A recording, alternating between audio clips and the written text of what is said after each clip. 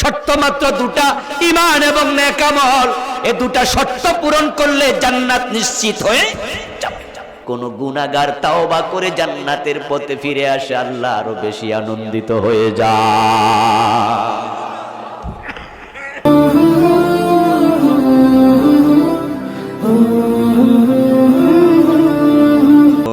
আউযু বিল্লাহি মিনাশ শাইতানির রাজীম। বিসমিল্লাহির রহমানির রহিম। ইন্নাল্লাযীনা আমানু ওয়া আমিলুস সালিহাতি লাহুম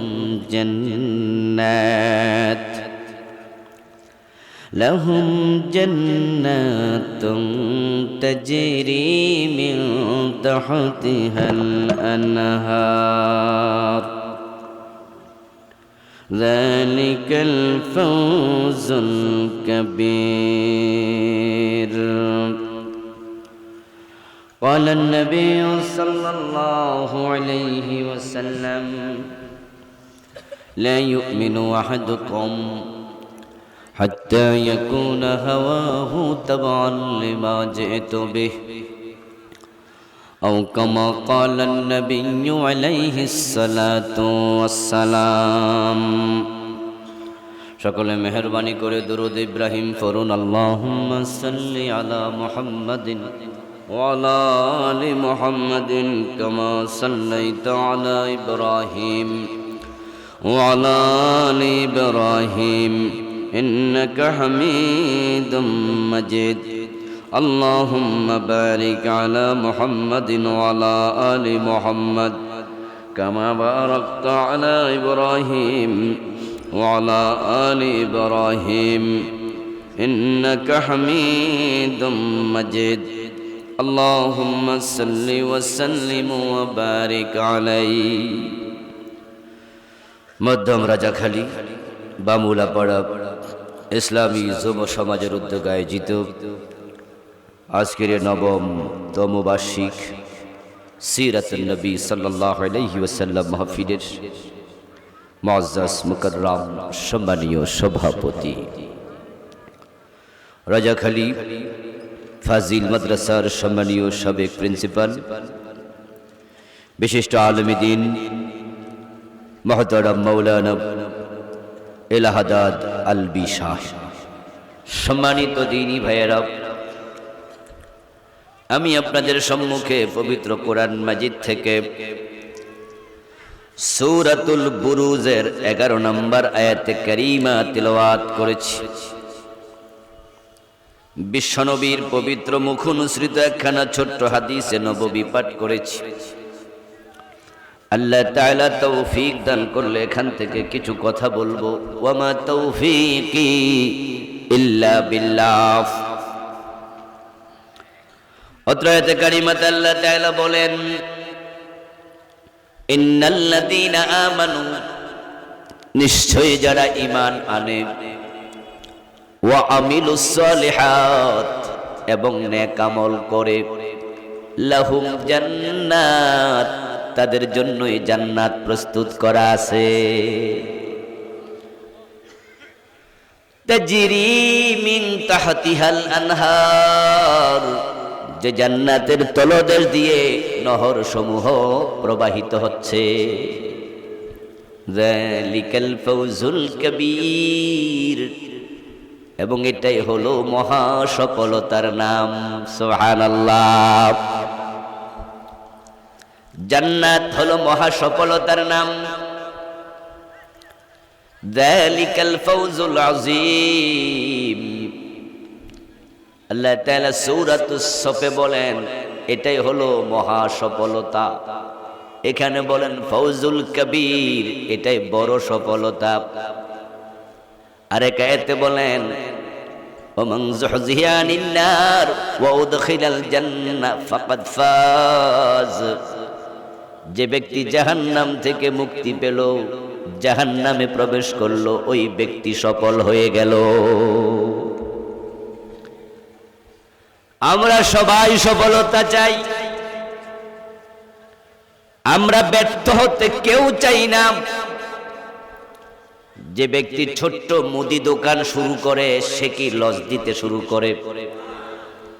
যে পান দোকানদার, পান দোকানদারিতেও সফলতার শখ তারও আছে না নাই?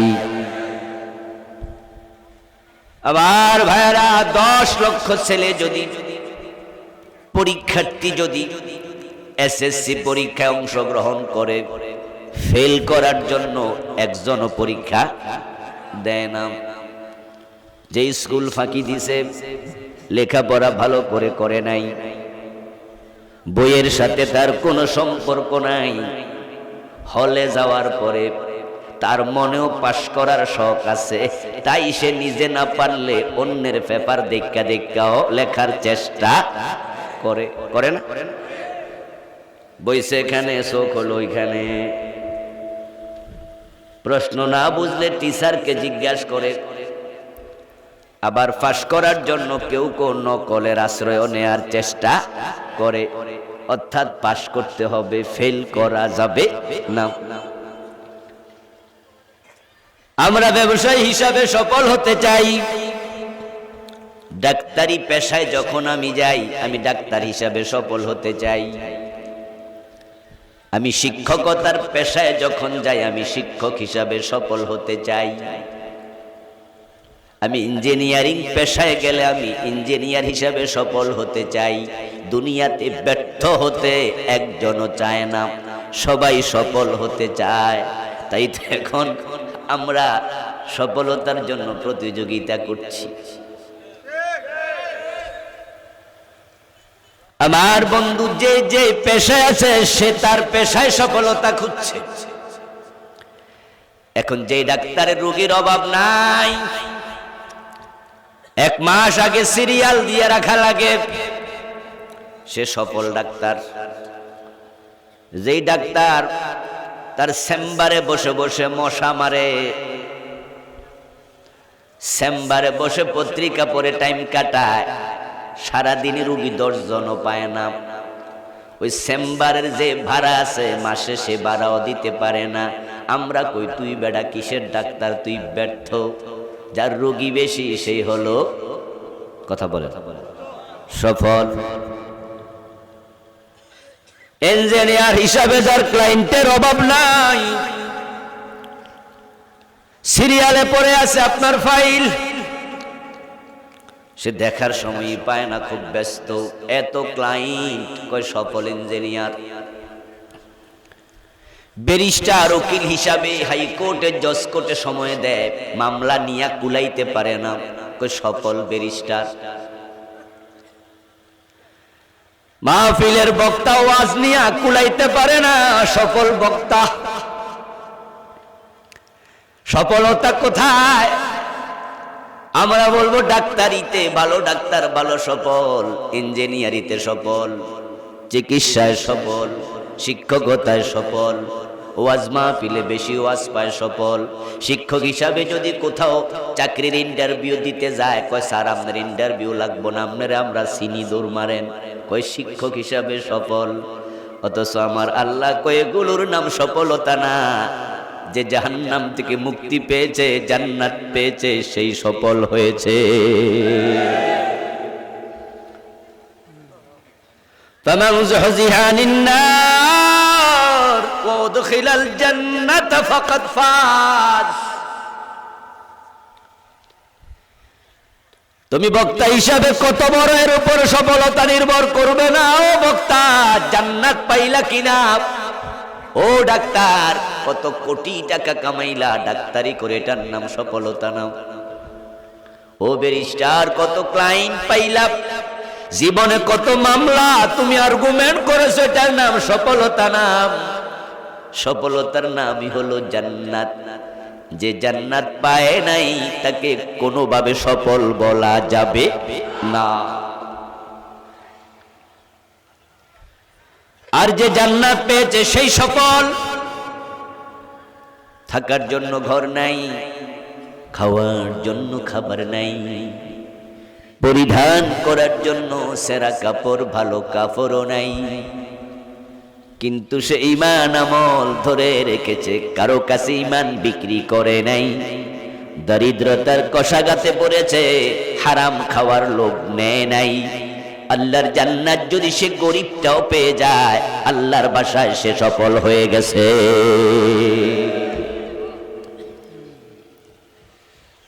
হাজার কোটি টাকা আছে, জান্নাত পান নাই। বিঘা বিঘা জমিন আছে, জান্নাত পান নাই। আপনি যত বড় ইঞ্জিনিয়ার হন, ডাক্তার হন, অফিসার হন, বস হন, এমডি, চেয়ারম্যান হন বড় বড় ইন্ডাস্ট্রির, আপনি জান্নাত যদি না পান, আপনার মতো ব্যর্থ দুনিয়াতে আর একজনও নাই।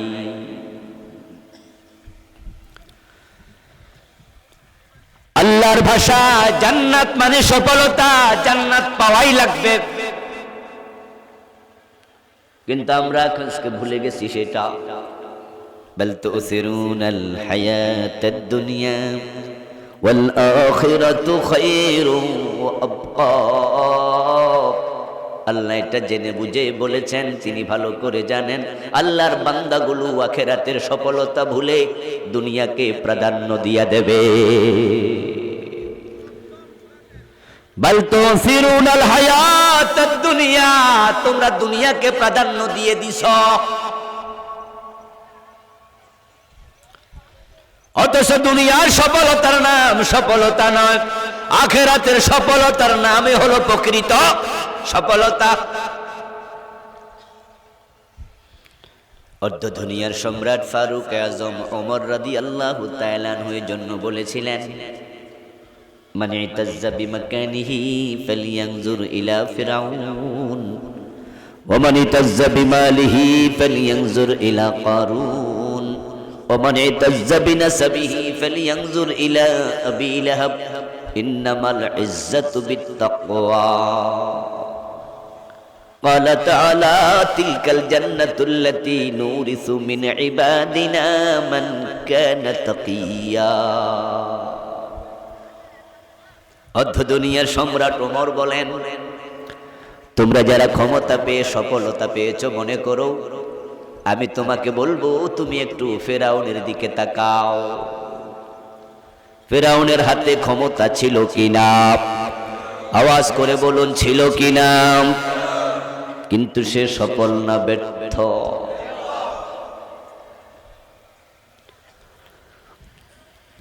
যারা ক্ষমতা হলে সফল হয়েছে মনে করো, নমরুদের দিকে তাকাও। নমরুদ ছিল তামাম পৃথিবীর প্রেসিডেন্ট, তামাম দুনিয়ার প্রেসিডেন্ট ছিল এমন মানুষ 4 জন পাওয়া যায়, যাদের রাজত্বের সীমানা ছিল প্রাচ্য থেকে পাশ্চাত্য, উত্তর থেকে দক্ষিণ। সূর্য ওঠে যেখানে, তাদের রাজত্বটাও ছিল সেখানে। 2 জন মুসলমান, 2 জন কাফের। মুসলিম 2 জন, হযরত যুলকারনাইন এবং হযরত সুলাইমান আলাইহিস সালাম। আর কাফের 2 জন হলো বুখতে নসর এবং নমরুদ। নমরুদ তামাম পৃথিবীর প্রেসিডেন্ট ছিল, কিন্তু জুতার বাড়ি খাইয়া মরছে, ঠিক কিনা?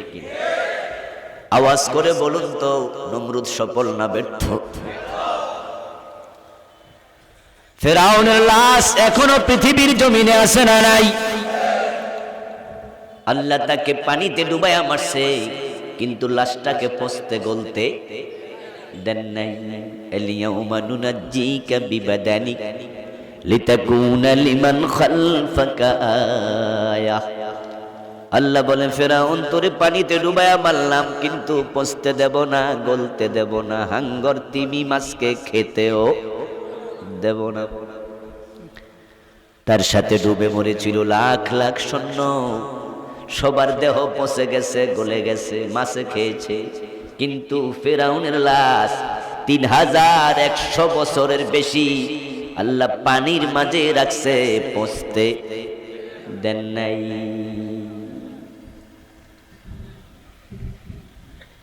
আমি মিশরের ন্যাশনাল মিউজিয়াম কায়রো শহরের ভিতরে গিয়েছিলাম, ফেরাউনের লাশটাও দেখেছি।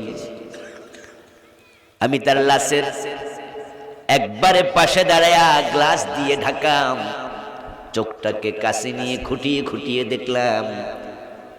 আমি তার হাতের নখ দেখে মনে হয়েছে সে বুঝি গতকাল মারা গেছে, নখটা এখনো তাজা। আমি দেখেছি তার কানের পাশে কিছু চুল পাকা, কিছু চুল কাঁচা, নষ্ট হয় নাই তার চুলগুলো, দেহের মাঝে পছন্দ ধরে নাই, তবে শুটকি হইয়া গেছে, একবারে চিমাইয়া গেছে, পচে নাই, গলে নাই। আল্লাহ বলে, ফেরাউন আমি তোরে পানিতে ডুবালাম, নুনাজ্জিকা বিবাদানিকা, তবে তোর দেহটাকে আমি মুক্তি দিলাম পচা থেকে, গলা থেকে আমি রেখে দিলাম, লিতাকুনা লিমান খালফাকা আয়া, এজন্যই রেখেছি তোরে দেখে ভবিষ্যৎ প্রজন্ম শিক্ষা নেবে, ক্ষমতা থাকলে সফল হওয়া যায় না।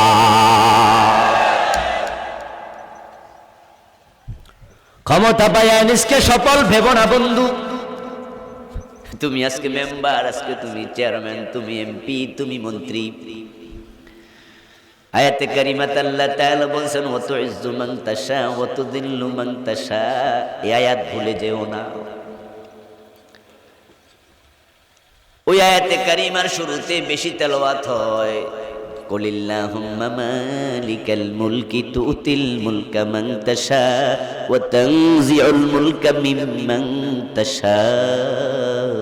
বলুন, হে রাজাদি রাজা আল্লাহ, তুমি যাকে চাও ক্ষমতা দেও, যাকে চাও ক্ষমতা কেড়ে নেও। এই আয়াতে কারিমা পড়ে মনে মনে কয়, আল্লাহ আমার চাইছে, আমার ক্ষমতা দিছে, আল্লাহ বুঝে আমার উপর খুশি, তাই কি মুস্কি মুস্কি হাসে, আল্লাহ আমারে পছন্দ করছে, পাশ কইরাই কয় আল্লাহ আমারে পাশ করাইছে। আয়াতের শেষে কিন্তু আছে, ওয়া তুইজ্জু মান তাশা ওয়া তুযিল্লু মান তাশা, ক্ষমতা আল্লাহ দেয় তা সত্য, এই আল্লাহ ফেরাউনের ক্ষমতা দিছে, তারে আবার সে আল্লাহ পানি তো ডুবাইছে, ওইটাও বুঝলা যেও না। যে আল্লাহ তাআলা নমরুদরে ক্ষমতা দিছে, ওই আল্লাহ আবার জুতার বাড়িও, সে আল্লাহ এখনো আছে না নাই? বাংলাদেশে পানি আছে না নাই? ঠ্যাং ভাঙ্গা মশা আছে না নাই? পাবলিকের পায়ে স্যান্ডেল আছে না নাই? সাবধান হয়ে যাও, ফেরাউনের মতো নমরুদের মতো হইও না, নয় আল্লাহ জুতার বাড়ি খাওয়াইতো দেরি হবে না।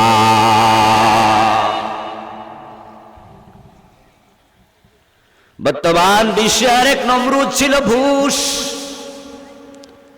ইরাকটাকে মেসাকার করে দিয়েছে। সাদ্দাম বারবার বলেছিল তার দেশে কোনো পরমাণু বোমা নেই। জাতিসংঘ রিপোর্ট করেছে ইরাকে পরমাণু বোমা নাই, তারপরও বুশ সার দেয়নি, বিশ্বাস করেনি। ইরাকে লাখ লাখ মানুষকে ঘর বাড়ি ছাড়া করেছে, হাজার হাজার মানুষকে মেরে ফেলেছে, হাজার হাজার ভবন ধ্বংস করেছে। ইরাকটাকে মরুভূমি বানায়া ছেড়ে দিল, ইরাক দখল করে নিল। দখল করার পরে পরমাণু বোমা পাইছে কয়টা?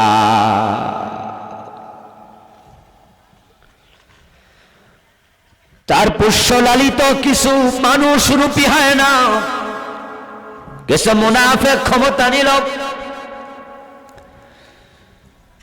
ক্ষমতার শেষ দিকে এসে বুশের মনে শখ জাগলো, ইরাকটা একটু দেখেই আসি। ঝটিকা সফরে ইরাক আসলো। ইরাকে আসার পরে সাংবাদিক সম্মেলন করলো। আল্লাহ সাংবাদিক জাইদি রে কয়, জাইদি জুতাটা মেরে দে। আল্লাহ বুশের ইরাকে জুতার বাড়ি খাওয়াইল। মনে আছে না নাই? তোমার মায়ের কোলে রেখে তোমারে বেজ্জতি করবে ক্ষমতা আল্লাহর আছে না নাই?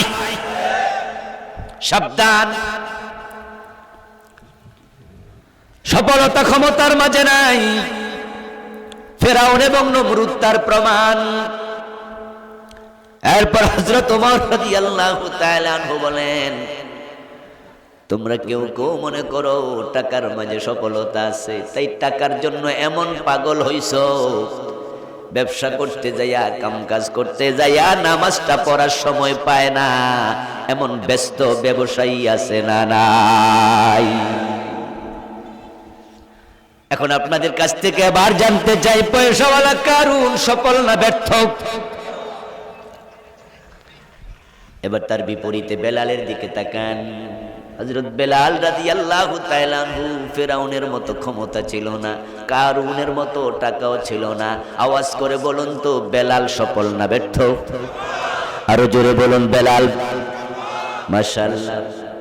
এর কারণ বেলালের টাকা নাই, ক্ষমতা নাই, কিন্তু জান্নাত আছে। রাসূলুল্লাহ সাল্লাল্লাহু আলাইহি ওয়াসাল্লাম মেরাজ থেকে ফিরে এসে বলেন, বেলাল, আমি মেরাজের রাতে জান্নাতে ঢুকেছি, আমার আগে আগে জান্নাতে তোমার পায়ের শব্দ শুনেছি। সফলতার নাম জান্নাত। এবার আজকের মাহফিল আমরা যারা এসেছি, আল্লাহর জান্নাত পাওয়ার শখ আমাদের আছে না নাই? এবার বলুন তো, আল্লাহ জান্নাত বানাবেন না বানিয়ে ফেলেছেন? আবার বলেন, সন্দেহ আছে? ঠিক এই টাইমে আল্লাহর জান্নাতে নেয়ামত পাচ্ছে এমন কিছু মানুষ আছে না নাই? তারা হলো শুহাদা। সাধারণ মানুষের মৃত্যু যখন হয়, তখন তাদের লাশ থাকে কবরে, রূহ থাকে ইল্লিনে। তারা জান্নাত পাবে হিসাব নিকাশের পরে। যদি তারা ভালো মানুষ হয়, ইমাম আবু হানিফা, ইমাম বুখারী যাই হোক না কেন।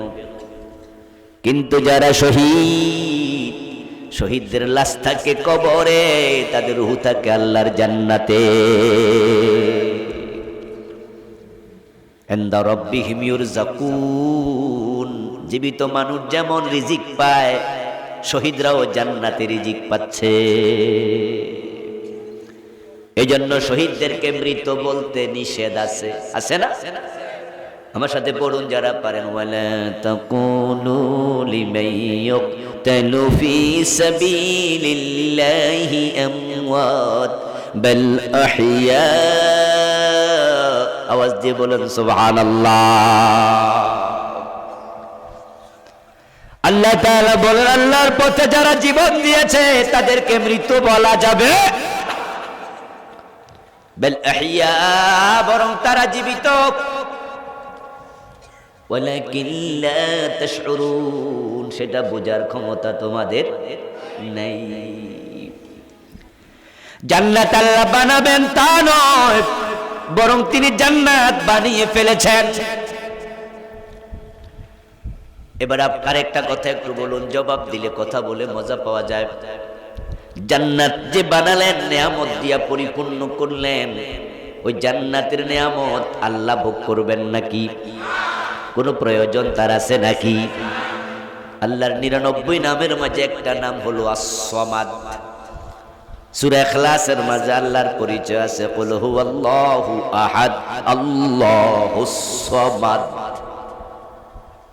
সামাদ শব্দের অর্থ হলো বেনিয়াজ, অমুখাপেক্ষী।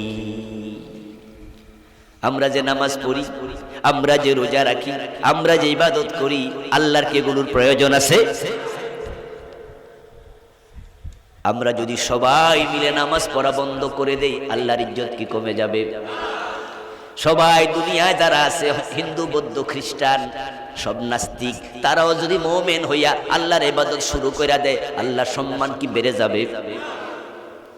আসলে আমাদের এগুলোর প্রতি আল্লাহর কোনো মহতাজি নেই। এজন্য আল্লাহ তাআলা কোরআনে বলছেন, ফামান জাহাদা ফাইন্নামা ইউজাহিদু লিনাফসিহি। তোমাদের মাঝে যারা জিহাদ করো, লড়াই করো, সংগ্রাম করো, প্রচেষ্টা করো, সে নিজের জন্যই করো। ইন তাকফুরু আনতুম ওয়া মান ফিল আরদি জামিআ ফাইন্নাল্লাহা গানিয়্যুন হামিদ। আল্লাহ বলে, তোমরা সবাই যদি কাফের হয়ে যাও, আমি আল্লাহর কিচ্ছু আসে যায় না।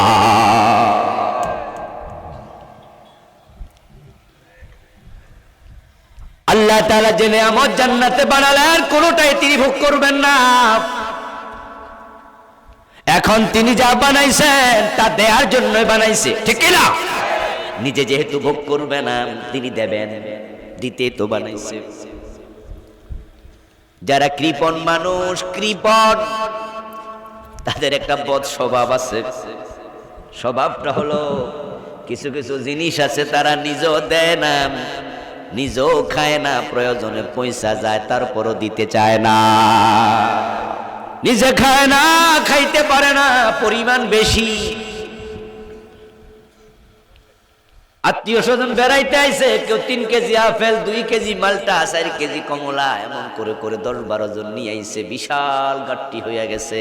এখন সে খাইয়া কুলাইতে পারে না, কিন্তু আবার স্বাস্থ্য ভাই খালতো ভাই যা ননদ আছে দেও না, পচে যায়। এমন কিছু কৃপণ লোক আছে না নাই? খাইলো না, দিল না, পয়সা গেল। কৃপণ আল্লাহর পছন্দের লোক না, পছন্দের। বখিলকে আল্লাহ মোটেও পছন্দ করে না। বখিল বাঈদুম মিনাল্লাহ ওয়া বাঈদুম মিনাল জান্নাহ ওয়া বাঈদুম মিনান নাস। বখিল আল্লাহ থেকে দূরে, জান্নাত থেকে দূরে। বখিল যারা স্বভাবে, তারা মানুষের ভালোবাসা থেকেও দূরে। তো যে আল্লাহ বখিলকে পছন্দ করে না, সে আল্লাহ নিজে বখিল হতে পারে না। বরং আল্লাহ হলেন সবচেয়ে বড় দাতা। আল্লাহকে জীবনে একটিবার আল্লাহ বলে ডাকে নাই এমন লোককেও আল্লাহ দুনিয়ার প্রেসিডেন্ট বানায় রাখছে। এমন প্রেসিডেন্ট আছে না নাই? এই যে ডোনাল্ড ট্রাম্প কয়দিন আগে গেল, জো বাইডেন আইলো। আল্লাহর জীবনে একবার আল্লাহ ডেকেছে? আল্লাহকে আল্লাহ বলে একটা বার ডাকে নাই। হাজার হাজার কোটি টাকা দিয়া রাখছে। পৃথিবীর সবচেয়ে ধনী লোকটার নাম উইলিয়াম বিল গেটস। সে আল্লাহকে জীবনে একবারও আল্লাহ ডাকে নাই, কিন্তু তারে আল্লাহ হাজার হাজার কোটি টাকার মালিক বানায়া রাখছে। যে শয়তান আল্লাহর সাথে কুফরি করলো, আল্লাহর আদেশ লঙ্ঘন করলো, আল্লাহর আদেশ লঙ্ঘন করে আবার আনা খাইরুম মিনহু বলে অহংকার দেখালো, ওই শয়তান আল্লাহর কাছে আল্লাহ আমারে দেও কিয়ামত পর্যন্ত হায়াত। আল্লাহ এত বড় দাতা, তিনি শয়তানরেও ফিরায় নেই।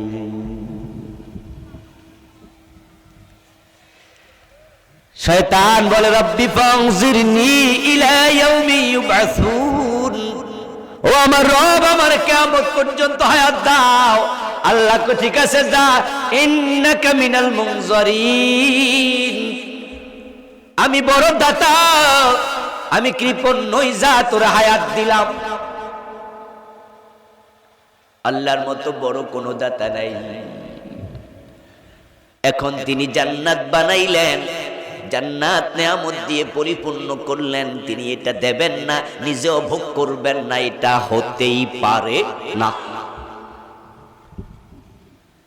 বরং তিনি এটা দিতে চান, দেওয়ার জন্য তিনি পাগল পারা।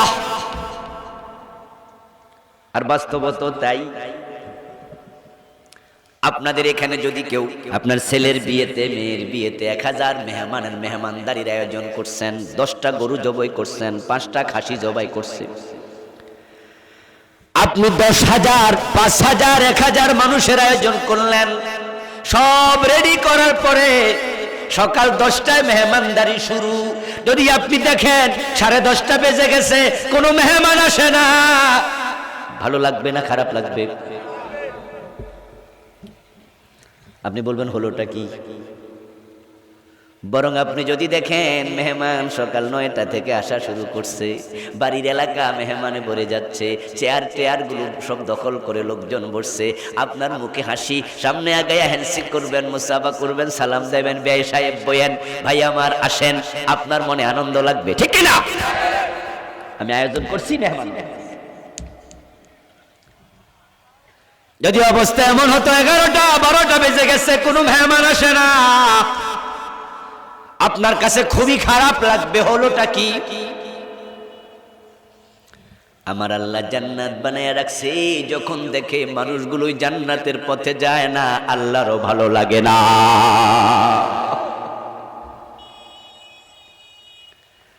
আর যখন আল্লাহর বান্দা জান্নাতমুখী হয়, আল্লাহ এত খুশি হয়, এত খুশি।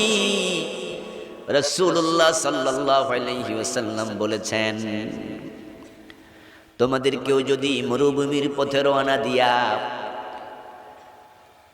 ওটের পিঠে তার খাবার দাবার পানীয় কাপড় চোপড় সব একটু ঘুম ভাব জিমা নিয়ে আসছে, তাই সে ওটটারে একটা পাথরের সাথে রশি দিয়া বাঁধছে, বেঁধে সে একটু ঘুমাইছে। কিছুক্ষণ পরে ঘুম থেকে উঠে দেখে উটটা রশি লইয়া চলে গেছে।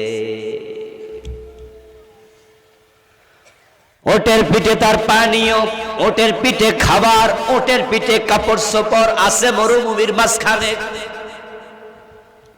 এদিক দিয়া 200 মাইল, ওদিক দিয়া 200 মাইল, এদিক দিয়া 200 মাইল, ওদিক দিয়া 200 মাইল, ঘর নাই, বাড়ি নাই, খানা নাই, পিনা নাই। মরুভূমির পথে সে নিশ্চিত মৃত্যু নিজের চোখে দেখবে। হলো কি, পাগলের মতো ওটটাকে খুঁজতে শুরু করবে। পাহাড়ের চূড়ায় ওঠে, ওট খুঁজবে, এদিকে তাকাবে, ওদিকে তাকাবে। এক পর্যায়ে তাকাতে তাকাতে, দেখতে দেখতে, খুঁজতে খুঁজতে হয়রান হয়েছে, কিন্তু ওট পায় না। ওই লোকটা নিশ্চিত মৃত্যু চোখে দেখবে, উপায় নাই, না খায়া মরা লাগবে। কিছুক্ষণ পরে পিপাসায় কাতর হইয়া যাইবা, ওটার খুঁজবা, সে বলও থাকবে। ক্লান্ত দেহ নিয়ে, শ্রান্ত দেহ নিয়ে সে আরেকবার যেই জায়গায় ওটটা বেঁধে রেখেছিল এর পাশে সে এসে বসেছে। চোখটা লেগে আসছে, দুর্বল দেহে আবার ঘুম এসে গেছে। এভাবে সে ঘুমাইয়া পড়ছে। ঘুম থেকে যদি সে দেখে ওটটা ঠিক তার পাশেই খাবার দাবার পানীয় পিঠে নিয়া দাঁড়ায় আছে, রাসূলুল্লাহ বলেন ওই লোকটা যত আনন্দিত হবে যখন কোনো গুনাহগার তাওবা করে জান্নাতের পথে ফিরে আসে, আল্লাহ আরো বেশি আনন্দিত হয়ে যায়।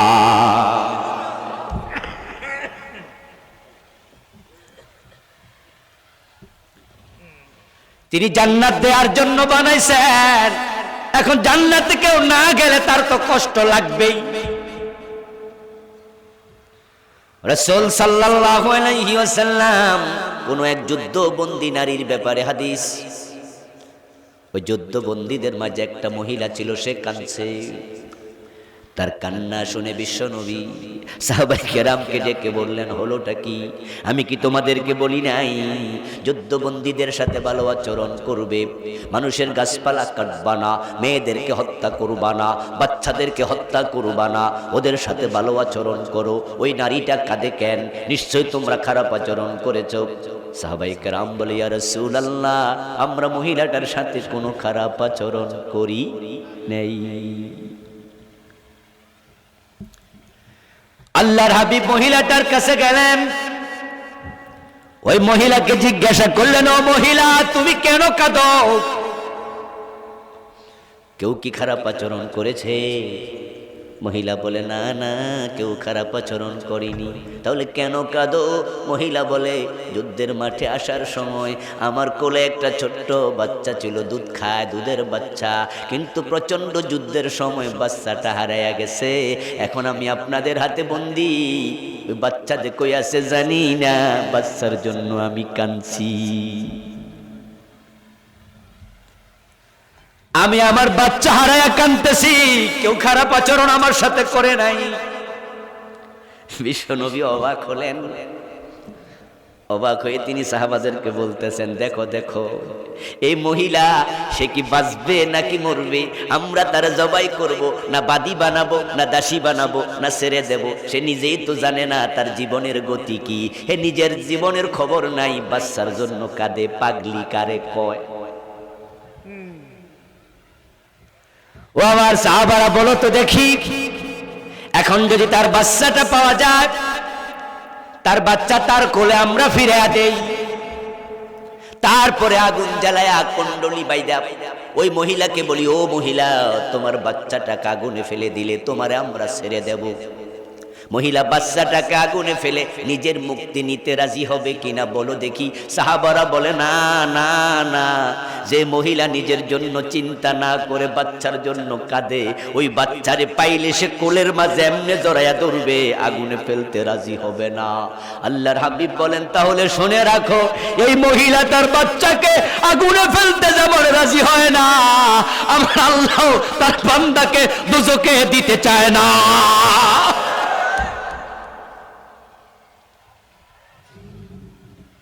আল্লাহু আহাব্বু ইবাদাহু মিন হাদিহি মিন ওয়ালাদিহা।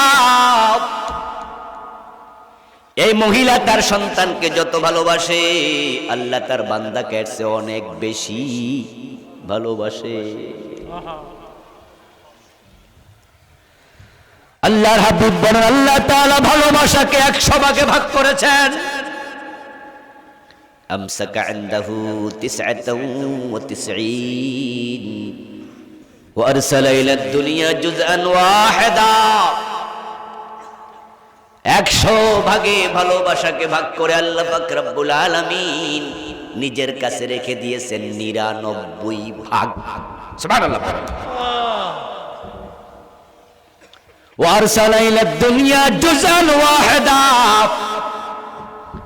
পুরা দুনিয়ার সব মাখলুকের জন্য ছেড়ে দিলেন মাত্র 1 ভাগ।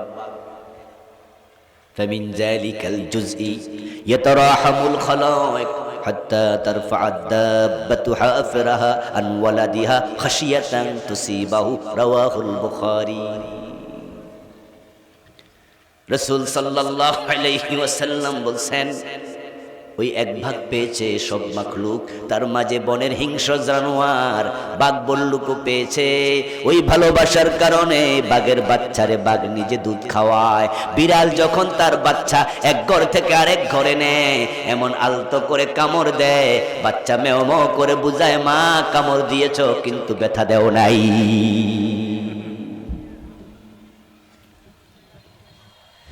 ও আমার ভাই, আল্লাহ তাআলা ভালোবাসা নিয়ে অপেক্ষা করছেন আমরা যেন জান্নাত পাই। জান্নাতের দিকে গেলে তিনি খুশি হয়ে যান। এখন এবার বলুন তো, ওই জান্নাতের দিকে যাওয়া দরকার আছে না নাই?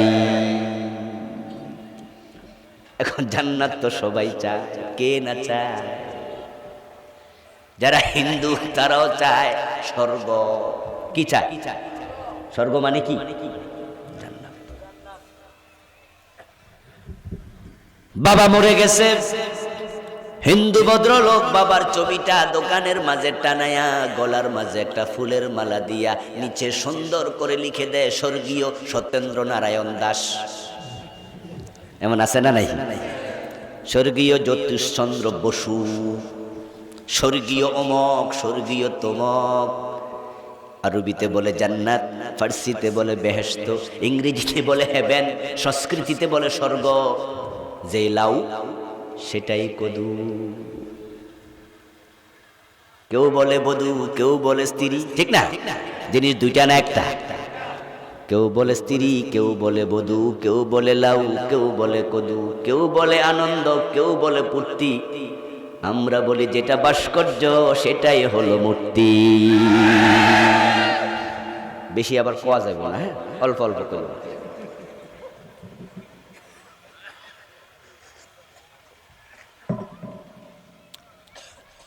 আমার মুসলমান ভাইয়েরা, হিন্দু মিয়া লেখছে স্বর্গে যাবে, স্বর্গে, স্বর্গীয়।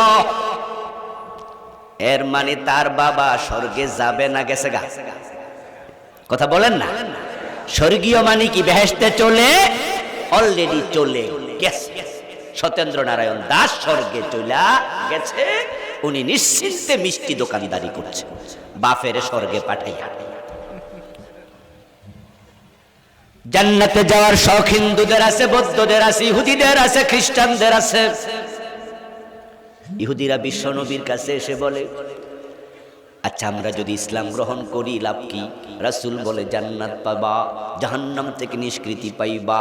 তখন তারা বলে জাহান্নামে তো আমরা এমনি যাবো না, লান তামাসসানান নার ইল্লা আইয়ামান মা'দুদা। কোরআনের আয়াত।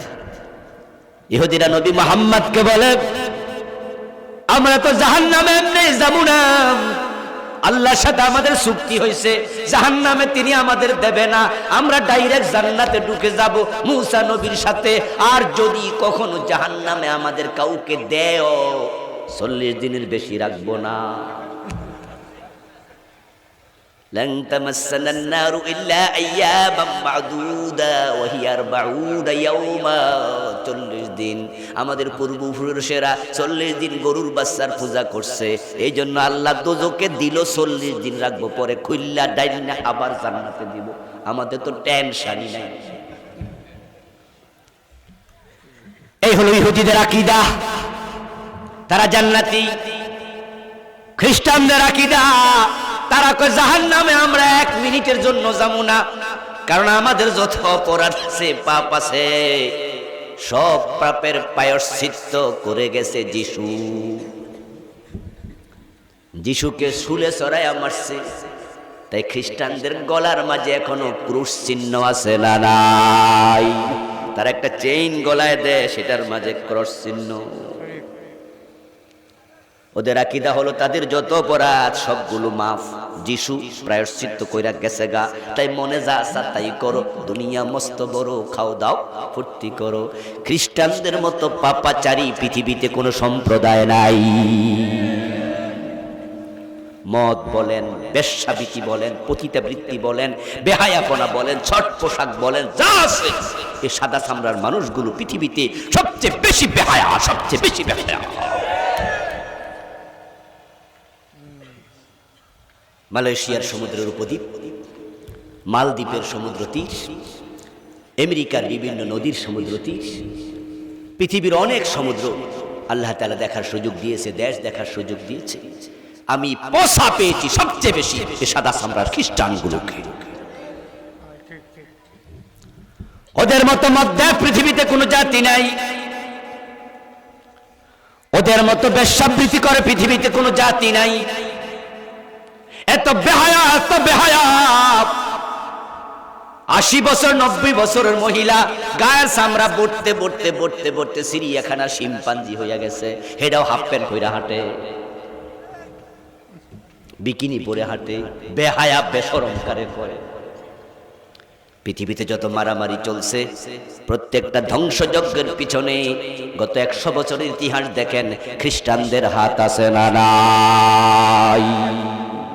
হিরোশিমা নাগাসাকিতে কত মানুষ মারল, হিটলার কত হাজার ইহুদি হত্যা করল, ইরাক, আফগানিস্তান, বসনিয়া, সিসনিয়া, সোমালিয়া, কাশ্মীর, আলজেরিয়া, ফিলিস্তিন তাকায় দেখেন, যত জায়গায় হিন্দুরা মুসলমান মারে পিছনে খ্রিস্টানদের হাত আছে, বৌদ্ধরা মুসলমান মারে পিছনে খ্রিস্টানদের হাত আছে, ইহুদিরা মুসলমান মারে পিছনে খ্রিস্টানদের হাত আছে। আর খ্রিস্টানদের নেতৃত্বে পৃথিবীতে ধ্বংসযজ্ঞ চলছে। ওরা মনে করে অপরাধ করলে কোনো অসুবিধা নাই, যিশু তো সব প্রায়শ্চিত্ত করে গেছে। জান্নাতের স্বপ্ন দেখে হিন্দু, বৌদ্ধ, খ্রিস্টান, ইহুদি শুধু তারা নয়, আমরা তো 1 নম্বরে আছি। নামাজ নাই, রোজা নাই, হজ নাই, যাকাত নাই, সিগারেট টানে, মদ খায়। ওই বেটা লম্বা চুল একবার ঝাকরা চুল নিয়া দোতরা গাতে নিয়া গান গায়, আছেন আমার মুক্তার, আছেন আমার ব্যারিস্টার, শেষ বিচারের হাইকোর্টেতে তিনি আমায় করবেন পার, আমি পাপী তিনি জামিনদার। টনটনা টনটন। মসজিদে যায় না, নামাজ পড়ে না, জান্নাতে যাওয়ার শখ আছে, ঠিক না? জান্নাতে যাইবা না? যাবো না মানে খন কি, যত বড় মোষ রাখছি, তেল দিচ্ছি, কাঁঠাল খাবো, কষ্ট যেন না লাগে। পেশায় হুজুর বলছে জান্নাত পেতে হলে আমার কাছে আসো। জান্নাতের টিকিট দিচ্ছে, আল্লাহকে সেজদা বাদ দিয়া পীরের পায়ে করছে, এমন লোক আছে না নাই? জান্নাতে যাওয়ার স্বপ্ন দেখছে, জান্নাত পেতেই হবে। জান্নাত সবাই পাক, আমরাও চাই। আল্লাহর জান্নাত তো অনেক বড়, আল্লাহ যদি সবাইরে জান্নাত দিয়া দেয় আমার কোনো ক্ষতি আছে নাকি? জান্নাত আমাদের পেতেই হবে। তবে কান খুলে শুনুন, জান্নাতে যাওয়ার জন্য আল্লাহ তাআলা শর্ত দিয়েছেন 2টি। তিনি জান্নাত দেওয়ার জন্য জান্নাত বানাইছে, তাই তিনি এটা দেবেন। কঠিন সত্য করলে তো মানুষ পাইবে না, তাই সহজ সত্যে জান্নাত। শর্ত মাত্র কয়টা? দুটা। সূরা সাফ পড়ুন 9 নম্বর আয়াত। সেখানে আল্লাহ তাআলা সূরা সাফের মাঝে আল্লাহ পাক রব্বুল আলামিন শেষ দিকে যালিকাল ফাওজুল আযীম বলেছে। সূরা আল কাহফ পড়ুন 107 নম্বর আয়াত, ইন্নাল্লাযীনা আমানু ওয়া আমিলুস সালিহাতি কানাত লাহুম জান্নাতুল ফিরদাউসি নুজুলা। সূরা বুরুজের 11 নম্বর আয়াত, ইন্নাল্লাযীনা আমানু ওয়া আমিলুস সালিহাত লাহুম জান্নাত। শর্ত মাত্র দুটা, ঈমান এবং নেক আমল। এই দুটা শর্ত পূরণ করলে জান্নাত নিশ্চিত হয়ে যাবে। শর্ত মাত্র কয়টা? সবাই বলতে হবে, মেহেরবানি করে বলেন কয়টা? 1 নাম্বার কি? ঈমান, ইন্নাল্লাযীনা আমানু, ঈমান।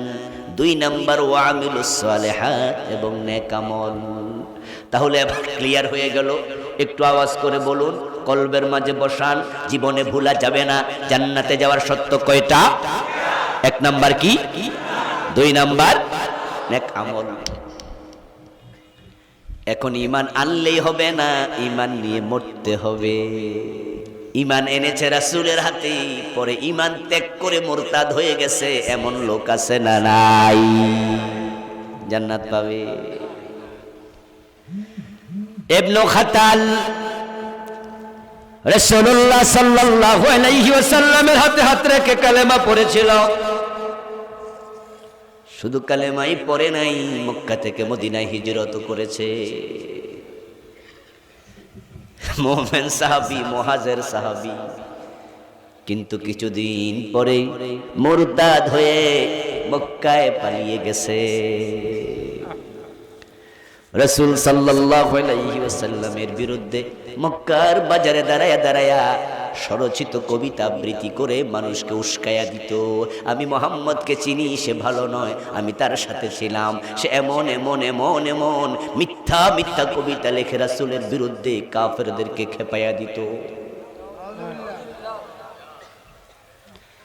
রাসূল সাল্লাল্লাহু আলাইহি ওয়াসাল্লাম ইবনে খাতালের এই কারণে, তার এই কর্মের কারণে তিনি তার উপরে এত রুষ্ট ছিলেন, এতটা রাগান্বিত ছিলেন। মক্কা বিজয়ের পরে বলছেন, সবাইরে ক্ষমা করে দিলাম, লা তাসরিবা আলাইকুমুল ইয়াউম ইল্লা ফুলানা ওয়া ফুলানা ওয়া ফুলানা হাইসু ওয়াজাদতুমুহুম ফাকতুলুহুম। আমি প্রতিশোধ নেব না, আজকে ক্ষমা করে দিলাম, তবে অমক অমক অমক তাদের ক্ষমা নাই, যেখানে পাও সেখানেই হত্যা করো। তাদের মাঝে ইবনে খাতালের নামটাও আছে। ঈমান এনেছিল, ঈমান নিয়ে মরতে পারেনি ইবনে খাতাল। তাই ঈমান আনলে চলবে না, ঈমানটাকে যত্ন করে রাখতে। বিশ্বনবী ইবনে খাতালকে হত্যা করতে বলেছেন, হত্যা করাও হয়েছে। এখন আমরা ঈমানদার, আমরাও কালেমা পড়েছি, কিন্তু কতজন আছে কালেমা পড়েছে কিন্তু কালেমাটা ধরে রাখতে পারে নাই, ঈমান হারা হয়ে গেছে। 1400 বছর আগে বিশ্বনবী বলছেন, ইয়াতি আলান নাসি জামানুন ইয়াজতামিউনা ফিল মাসাজিদি লাইসা ফীহিম মুমিনুন। এমন একটা জামানা আসবে, যেই জামানার মানুষগুলো জামাতে নামাজ পড়বে কিন্তু ঈমান থাকবে না।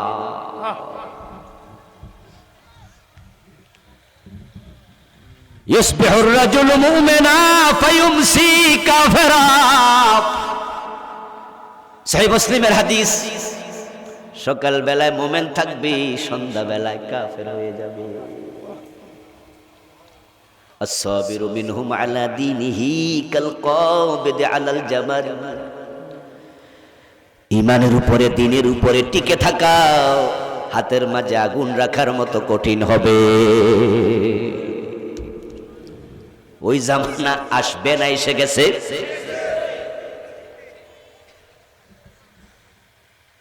যারা প্রকৃত ঈমানদার, ভালো মানুষ, তারা বোঝে ঈমান ধরে রাখা কত কঠিন। প্রকৃত হকওয়ালারা, দ্বীনওয়ালারা ঘরের মাঝে ঘুমাতে পারে না, ডজন ডজন মামলার আসামি হয়ে ঘুরতেছে। রিমান্ডে নিয়ে পিটাইতে পিটাইতে হাড় গুড় ভেঙে দিচ্ছে। সকালবেলা যখন অ্যারেস্ট করছে তখন তার নামে একটা মামলাও ছিল না।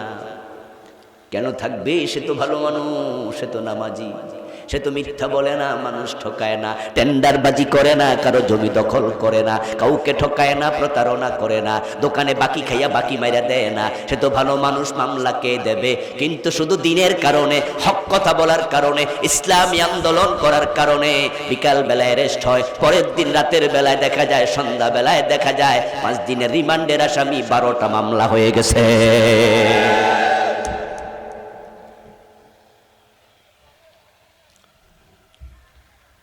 কোরআনের হক কথা বলার কারণে, আল্লাহ দ্বীনের কথা বলার কারণে 40 বছর কোরআনের তাফসীর করেছে কোরআনের পাখি, খাসায় বন্দী।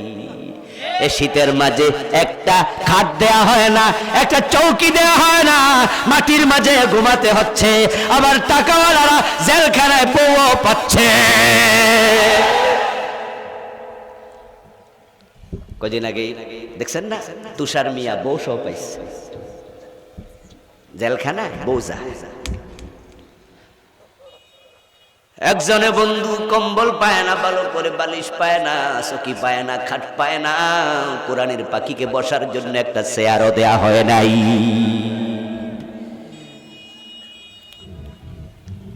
হক কথা বলা সহজ নয়, ঈমান রাখা কঠিন। আপনারা বলবেন হুজুর আমরা তো ভালো আছি, আমাদের কি ঈমান চলে গেছে নাকি? আমি বলবো হ্যাঁ বন্ধু, গেছে না আছে। আমি সেটা কেমনে বলবো? ঈমান তো দেখা যায় না, ধরা যায় না, ছোঁয়া যায় না। রাসূল বলছে সকাল বেলায় মুমিন থাকবে, সন্ধ্যা বেলায় কাফের হবে, এমন একটা যোগ আসবে। আপনি ভালো থাকার কারণ কি আপনি খোঁজেন? হক কথা যদি বলে দেখেন আপনিও ভালো থাকতে পারবেন না। আপনি তো চুপ আছেন তাই ভালো আছেন, কারণ বোবার কোনো শত্রু নাই।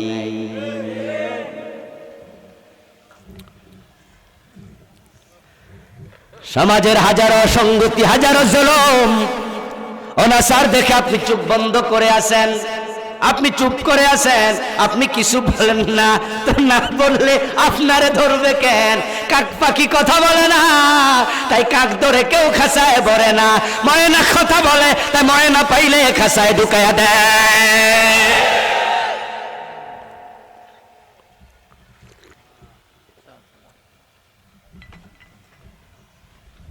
ঈমান নিয়ে মরতে হবে, না হয় লাভ নাই। কিন্তু আমরা তো ঈমানের যত্ন করতে ভুলে গেছি। শিরিক করলে ঈমান চলে যাবে, কুফর করলে ঈমান চলে যাবে, মুনাফিক নিফাক ইতিকাদি করলে ঈমান চলে যাবে। 3টি কারণে ঈমান চলে যাবে। ভালো করে ধরে রাখতে হবে ঈমান, কারণ ঈমানের মতো দামি কোনো জিনিস দুনিয়াতে নাই, শয়তানের মতো বড় কোনো ডাকাতও নাই। ইন্নাহু লাকুম আদুউম মুবিন, সে সবার চেয়ে বড় দুশমন, প্রকাশ্য দুশমন। শয়তান মানুষের কাছে ঈমান কেড়ে নিতে আসবে, আপনার কুফরে লিপ্ত করে ঈমান নিয়ে যাবে। কেমনে যে নেবে আপনি টেরও পাবেন না, বুঝবেনও না। আপনাকে শিরকে লিপ্ত করে ঈমান নিয়ে যাবে, কেমনে যে নেবে আপনি বুঝতেও পারবেন না। আপনাকে মুনাফিক বানায় ঈমান নিয়ে যাবে, কেমনে নেবে আপনি টেরও পাবেন না। যদি আপনি সতর্ক না হন ঈমান হারায়া ফেলতে পারেন। কেমনে কারে কুফরিতে লিপ্ত করে বোঝা কঠিন। আব্দুল কাদের জিলানী রহমতুল্লাহি আলাইহির জীবনীতে পাওয়া যায়। সত্য মিথ্যা আল্লাহ ভালো জানে, কিন্তু কিসসাটা উপকারী তাই বলছি। উনি তাহাজ্জুদের নামাজ পড়ে, তাহাজ্জুদের পরে বিছনায় বসে আছেন, ফজরের আজান হলে মসজিদে যাবেন। বিছনায় বসে বসে জিকির আজকার করছেন। ওই সময় পাগড়ি পরা, সাদা কাপড় পাগড়ি, সুন্দর জুব্বা, সুন্দর পাগড়ি, সুন্দর দাড়ি, খুবসুরত একজন এসে বলতেছে, ও আব্দুল কাদের, আমি জিবরিল এসেছি তোমার কাছে। আল্লাহ তোমার ইবাদত দেখে খুশি হইয়া তোমার মেরাজে নেয়ার জন্য আমারে পাঠাইছে। ঘরের দরজার দিকে ইঙ্গিত করে বলে, দেখো আব্দুল কাদের, বাহিরে বোরাক দাঁড়ায় আছে, আসো ওঠো বোরাকে। আব্দুল কাদের জিলানী একটু অবাক হলেন, বলে কি রে, আমি ইবাদত করি, তাহাজ্জুদ গুজার, জিকির আজকার করি, হারাম খাই না, মানুষরে ঠকাই না, দান্দাবাজি করি না, দিনের উপরে টিকে থাকার চেষ্টা করি, এই কথা সত্য, কিন্তু আমার মেয়েরাজ হবে। আমি এত বড় হইলাম কবে? আবু বকর সিদ্দিকের তো মেয়েরাজ, ওমরের, ওসমানের, আলীর, ইমাম বুখারীর, ইমাম আবু হানিফার। আব্দুল কাদের জিলানী রাহিমাহুল্লাহ ছিলেন হাম্বলী মাযহাবের লোক। উনি মনে মনে ভাবেন আমার ইমাম আহমদ ইবনে হাম্বলেরও তো মেরাজ হয় নাই, ঝামেলা তো একটু আছে,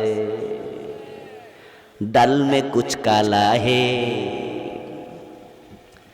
তাই তিনি ভাবলেন আসল জিব্রাইল না নকল জিব্রাইল একটু যাচাই করা দরকার। একটু আওয়াজ করে পড়লেন লা হাওলা ওয়ালা কুওয়াতা ইল্লা বিল্লাহিল আলিল আযীম। জিব্রাইল মারছে দৌড়। আব্দুল কাদের জিলানী রাহিমাহুল্লাহ কয়, জিব্রাইল সাহেব কোথায় যান? থামেন, মেরাজে নিবেন না?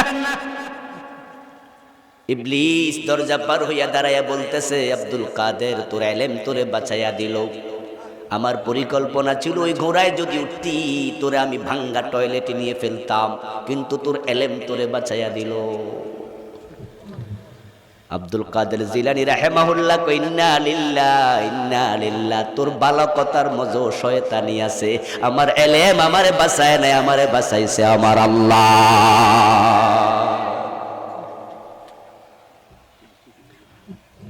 আপনাদের কাছে জানতে চাই, বাঁচাইছে কে, ইলমে না আল্লাহ? যদি আব্দুল কাদের জিলানী বলতো আমার ইলম আছে, আমি ইলমের কারণে বাচ্চা গেছি, শিরকের সম্ভাবনা আছে না নাই? দেখেন শয়তানের ভালো কথার মাঝে কি আছে, শয়তানি আছে। সে কোন ঝামেলায় ফেলাইয়া যে ঈমানটা কেড়ে নেয় বোঝা বড় কঠিন। আমাদের কাছে শয়তান যখন আসে তখন সে অভিজ্ঞতা নিয়ে আসে, কেমনে ফেসে কারে ফালান লাগবে সেই বিষয়ে তার অভিজ্ঞতা আছে না নাই? বুদ্ধি আমাদের চেয়ে কম না বেশি? শয়তানের বয়স আমাদের চেয়ে কম না বেশি? অভিজ্ঞতা কম না বেশি? ইলম কম না বেশি?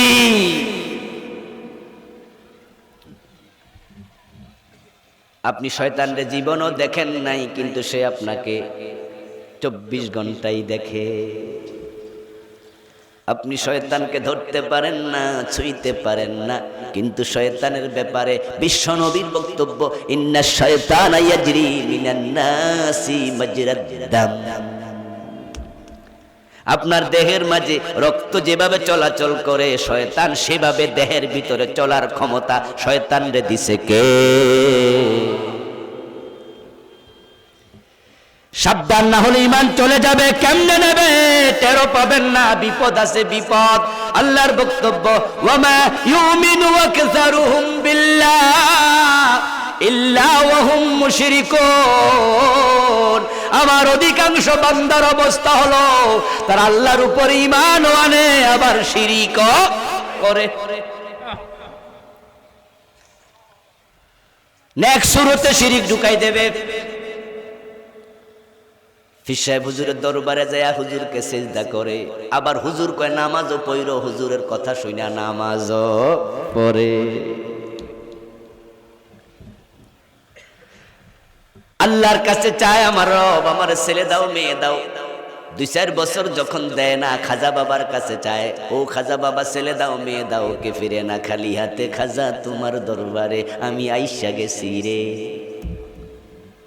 আবার নামাজে দাঁড়ায় কই ইয়াকা নাবুদু ওয়া ইয়াকা নাস্তাঈন, আল্লাহ তোমার ইবাদত করি, শুধু তোমার কাছে চাই। আল্লাহ কয় মিছা কথা কওয়ার জায়গা পাস না, এই তো খাজা বাবার কাছে চাইছস। কোন সূরাতে আল্লাহ তাআলা ঈমান কেড়ে নেয় বলা যায় না, বলা যায় না। শয়তান ঈমান কেড়ে নেয় বলা যায় না, সতর্ক থাকতে হবে। কতজন কত জায়গায় ধাক্কা খাইয়া ঈমান হারায়। ও বন্ধু, শিরকের অভাব নাই। আমি ছোট্ট একটি বই লিখেছি, প্রচলিত শিরিক ও তা থেকে বাঁচার উপায়। আমার বইতে আমি 29টা লিখছি। একদিনের ওয়াজে এতগুলো কওয়া যাইব না। ওই বইটা আজকে স্টেজে পাবেন, নেবেন, পড়বেন, পরিত্যাগ করবেন শিরিক। এখন শিরিক তো মানুষ করতেছে হাসতে হাসতে, খেলতে খেলতে করে। আমি কামেল মাদ্রাসার মুহাদ্দিস, কামেল মাদ্রাসার প্রিন্সিপাল কো শিরিক করতে দেখেছি। এমন আকীদা লালন করে যে আকীদা লালন করলে ঈমান থাকবে না। যেমন বলে রাসূল গায়েব জানে, পীর সাহেব হুজুর গায়েব জানে, নবীগণ গায়েব জানে, আমার হুজুর গায়েব জানে, রাসূল গায়েব জানে। এমন আকীদা বাংলাদেশে হাজার হাজার আলেম লালন করছে, অথচ আল্লাহর কোরআনের বক্তব্য গায়েবের মালিক একমাত্র কে? কুল লা ইয়ালামু মান ফিস সামাওয়াতি ওয়াল আরদিল গায়বা ইল্লাল্লাহ। হে নবী, আপনি বলুন, আকাশ এবং জমিনে আল্লাহ ছাড়া কেউ গায়েব জানে না। এই সিফাত আল্লাহর জন্য খাস। যাহা আল্লাহর জন্য নির্ধারিত তার মাঝে অন্যকে শামিল করার নামে হলো শিরিক। সন্তান দেওয়ার মালিক কে? আওয়াজ করে বলুন কে? এখন আল্লাহর কাছেও চাইলেন, অন্যের কাছেও চাইলেন, এতে বোঝা গেল আল্লাহর মালিকানা যেটা, এটার মাঝে অন্যকে শামিল করা হয়ে গেল শিরিক। ইব্রাহিম আলাইহিস সালাম ৮৬ বছর বয়স আল্লাহর কাছে চায় রব্বি হাবলি মিনাস সালিহিন বলে। আর আপনি খাজা বাবার কাছে চাইতে গেলেন কেন? সন্তান দেওয়ার ক্ষমতা খাজা বাবার নাই। আল্লাহ তাআলা বলছেন আকাশ এবং জমিনে গায়েব আমি ছাড়া কেউ জানে না, আপনি বলে দেন। কিন্তু এখন নবীরে ভালোবাসতে যাইয়া সীমা লঙ্ঘন করে ঈমান হারা হচ্ছে এমন হাজার হাজার মুসলমানের সন্তান আছে না নাই? রাসূল সাল্লাল্লাহু আলাইহি ওয়াসাল্লাম গায়েব জানে, পীর সাহেব হুজুর জানে। আমার কাছে এক মুসল্লি জুমার দিন এসে বলতেছে, রমজান মাস চলছে, জুমা পরে বের হচ্ছিলাম মসজিদ থেকে, হুজুর একটা প্রশ্নের উত্তর দেবেন দয়া করে। ইয়াং একটা ছেলে। আমি বললাম কি প্রশ্ন বলো ভাই? সে বলতেছে, হুজুর বলেন তো এই রমজানে রোজা হবে কয়টা? রমজানের মাঝখানে জুমায় এসে বলছে, রমজানে এবার রোজা কয়টা হবে? 29 না 30? হুজুর একটু বলেন। আমি বললাম ঈদের দিন আইসো, গন্যা কইয়া দিব। ওই যুবক বলতেছে, সেদিন তো আমিও জানবো, আপনাকে এখন বলতে হবে। আমি তখন বললাম, আমি জানবো কেমনে, আমি তো জানি না। তখন সে বলে, আমাদের পীর সাহেব হুজুর কইয়া দিছে এবার 29টা হবে। আমি বললাম কোন পীর সাহেব? তখন ঢাকার মতিঝিলের এক পীর সাহেবের নাম কইল যে কয়দিন আগে মইরা গেছে। আমার ভাইরা, আমি নাম বললাম না, ইশারা দিলাম। ওই পীর সাহেবের নাম বলে বলতেছে, আমাদের হুজুর বলছে এবার 29টা হবে। আমি বললাম তোমার হুজুর কেমনে জানে? হুজুর গায়েব জানে। অথচ সহিহ বুখারী সহিহ মুসলিমের হাদিস, যখন রমজানের শেষ দিক হবে 29তম দিবসে তোমরা আকাশে চাঁদ তালাশ করবে। ফাইন গুম্মা আলাইকুম ফাআকমিলুল ইদ্দাহ, ফাইন গুম্মা আলাইকুম ফাআকমিলু 30। রাসূলুল্লাহ বলেন, আকাশ যদি মেঘাচ্ছন্ন থাকে তোমরা 30 পূর্ণ করবে। আবু বকর, ওমর, ওসমান রে রাসূল কয়, আকাশ মেঘাচ্ছন্ন থাকলে 30টা রাখিও, চাঁদ দেখা যাবে না। যদি আকাশে আবর থাকে, রাসূল কয়, আবু বকর, ওমর ও আমার সাহাবারা 30 পূর্ণ করো।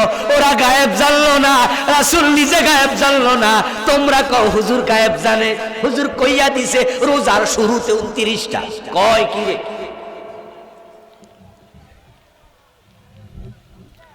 কাফেররা রাসূল সাল্লাল্লাহু আলাইহি ওয়াসাল্লামকে বিব্রত করার জন্য, পেছে পালানোর জন্য বিভিন্ন সময় আজে বাজে প্রশ্ন করতো না? কথা বলেন, করতো কিনা? যে উত্তরগুলো রাসূল জানতেন সাথে সাথে বলে দিতেন, যেগুলোর উত্তর রাসূল জানতেন না বানায়া বলতেন না, ওহির জন্য অপেক্ষা করতেন। জবাব না পেলে কিন্তু মজা পাচ্ছি না। বানায়া বলতেন নহর জন্য অপেক্ষা করতেন। কারো দ্বিমত আছে? রাসূল বানায়া বলতো তো রাসূল গায়েব জানলে ওহির জন্য অপেক্ষা করা দরকার কি?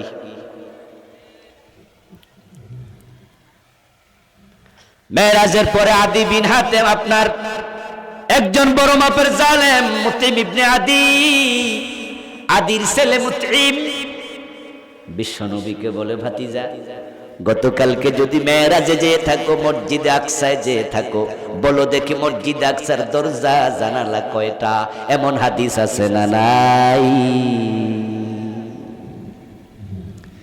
সহিহ মুসলিম আছে, বিশ্বনবী বলেন এই প্রশ্ন করার পরে আমি এমন বিপদে পড়লাম, এ জাতীয় বিপদে জীবনেও পড়ি নাই।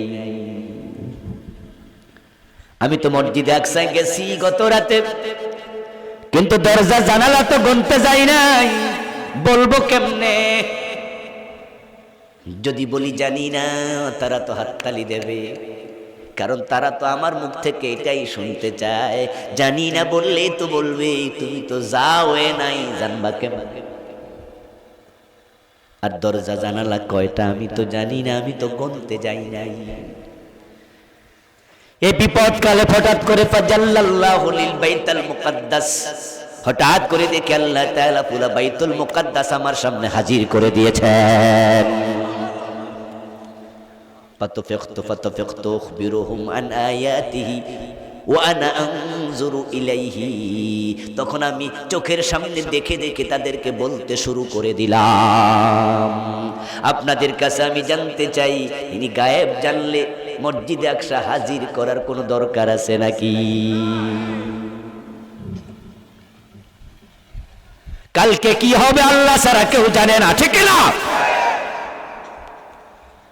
রাসূলুল্লাহ সাল্লাল্লাহু আলাইহি ওয়াসাল্লাম আল্লাহ তাআলা কোরআনে ঘটনা বর্ণনা করার পরে কয়েক জায়গায় বলছেন, তিলকা মিন আম্বাইল গায়ব নুহিহি ইলাইক, এগুলো গায়েবের খবর আমি আপনাকে ওহীর মাধ্যমে জানাচ্ছি। তো ওহী না আসলে যদি রাসূল জান্নায়ে ফেলতো, গায়েবী জানতো, ওহীর দরকারটা কি? গায়েবের মালিক একমাত্র কে? তাই গণকের কাছে হাত দেখাইতে যাইও না, গণক গায়েব জানে না। মা তাদরি নাফসুন বিআইয়ি আরদিন তামুত, তোমার মৃত্যু কোথায় হবে তুমি জানো না, কেউ জানে না। তোমার কপালে কি আছে? ধ্বংস আছে না ভালো আছে? সফলতা না ব্যর্থতা? ধনী হবে না গরিব হবে? বিশা লাগবে কি লাগবে না? বিবাহটা সুন্দর হবে না অসুন্দর হবে? বৃষ্টি হবে না কি হবে না? এই এলেম ভবিষ্যতের আল্লাহ ছাড়া কারো কাছে। কিন্তু গণকের কাছে গিয়ে ইমান হারাচ্ছ শিরিক করে। গণক তোমার আঙ্গুলের হাতে রেখা দেখে বলতেছে সামনের মাসে তোমার ফারা আছে, বিপদ আছে, 1111 টাকা দেব, বিপদ কেটে দেব। টাকা দিয়া গণকের কাছে হাত দেখায় এমন লোক বাংলাদেশে আছে না নাই? বিশ্বাস করার সাথে সাথে ঈমান।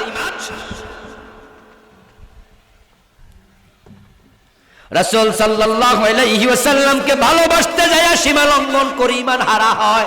রাসূলকে ভালোবাসতেই হবে, এটা ঈমানের দাবি। নিজের জানের চেয়েও তাকে বেশি ভালোবাসতেই। আন-নাবিয়্যু আওলা বিল মুমিনিনা মিন আনফুসিহিম, মুমিনের কাছে নবীর দাম, নবীর সম্মান নিজের জানের চেয়েও বেশি। কিন্তু কিছু লোক ভালোবাসা দেখাইতে গিয়া নবী গায়েব জানে কইয়া ঈমান হারালো। আবার কিছু লোক আছে নবীরে আল্লাহর সমান বানায়া দিচ্ছে, এমনও আছে না নাই? নবী মানুষ এটা মানতে রাজি না।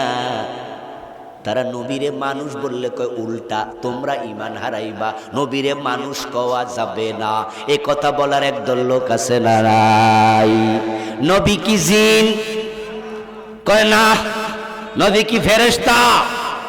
না। মানুষ? কয় না। তাহলে কি? কয় কিও না।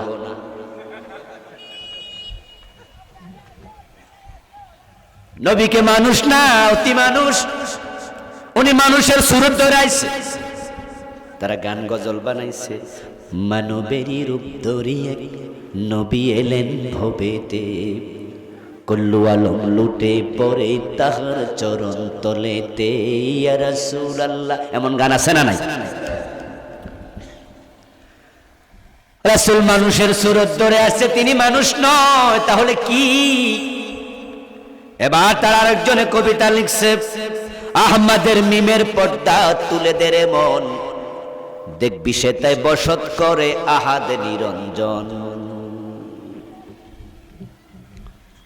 আহমদ লিখতে হামজা হা মিম দাল চারটা অক্ষর লাগে, মিম তুলে দাও আহমদ আহাদ হয়ে যাবে। উনি আকাশে আহাদ, জমিনে সুরত ধরে আসছে, তিনি মুহাম্মদ। নাউজুবিল্লাহ। কুল্লু আলম লুটে পড়ে তাহার চরণ তলেতে, মানবের রূপ ধরে এক নবী এলেন ভবেতে। কুল্লু আলম লুটে পড়ে, আমরা কি রাসূলের পায়ে লুটে পড়ি? আওয়াজ করে বলেন, আমরা সেজদা কাকে দেই? আরো জোরে বলেন কাকে? তো রাসূল কাকে সেজদা দিতেন? আবু বকর ওমর রাদিয়াল্লাহু তাআলা আনহু কাকে দিতেন? তো রাসূলের পায়ে লুটে পড়ে তোরে কইলো কে? আরেকজন লেখে কি, শরীয়ত কা দৌর সে अगर ना मैं यूं कहता मोहम्मद नबी खुद खुदा बनकर आया। সীমা লঙ্ঘন করে ঈমান হারাচ্ছে, শিরিক করলে ঈমান থাকবে না, সাবধান। তা আল্লাহর সিফাতের সাথে কোন মাখলুককে শামিল করা যাবে না। ভালোবাসতে গিয়ে সীমা লঙ্ঘন। রাসূল মাটির তৈরি নয়, রাসূল নূরের তৈরি, এমন কথা বলার মতো লোক আছে না নাই? আজকের মাহফিলে দুই চারজন থাকতে পারেন। আমি বিনয়ের সাথে আপনাকে বলছি, রাসূলকে আপনি নূর বলছেন কেন? আমি তো বুঝি সেটা হলো আপনি মনে করছেন মাটি বললে রাসূলের ইজ্জত কমে যেতে পারে, নূর বললে ইজ্জতটা বাড়বে। তাই রাসূলকে নূর বলে আপনি ইজ্জত বাড়াতে চান। তাই বন্ধু আপনি নূর বলছেন। আপনার বিবেকের কাছে আমি প্রশ্ন রাখতে চাই, আদম কি মাটি না নূর? ফেরেশতা মাটি না নূর? দাম কার বেশি?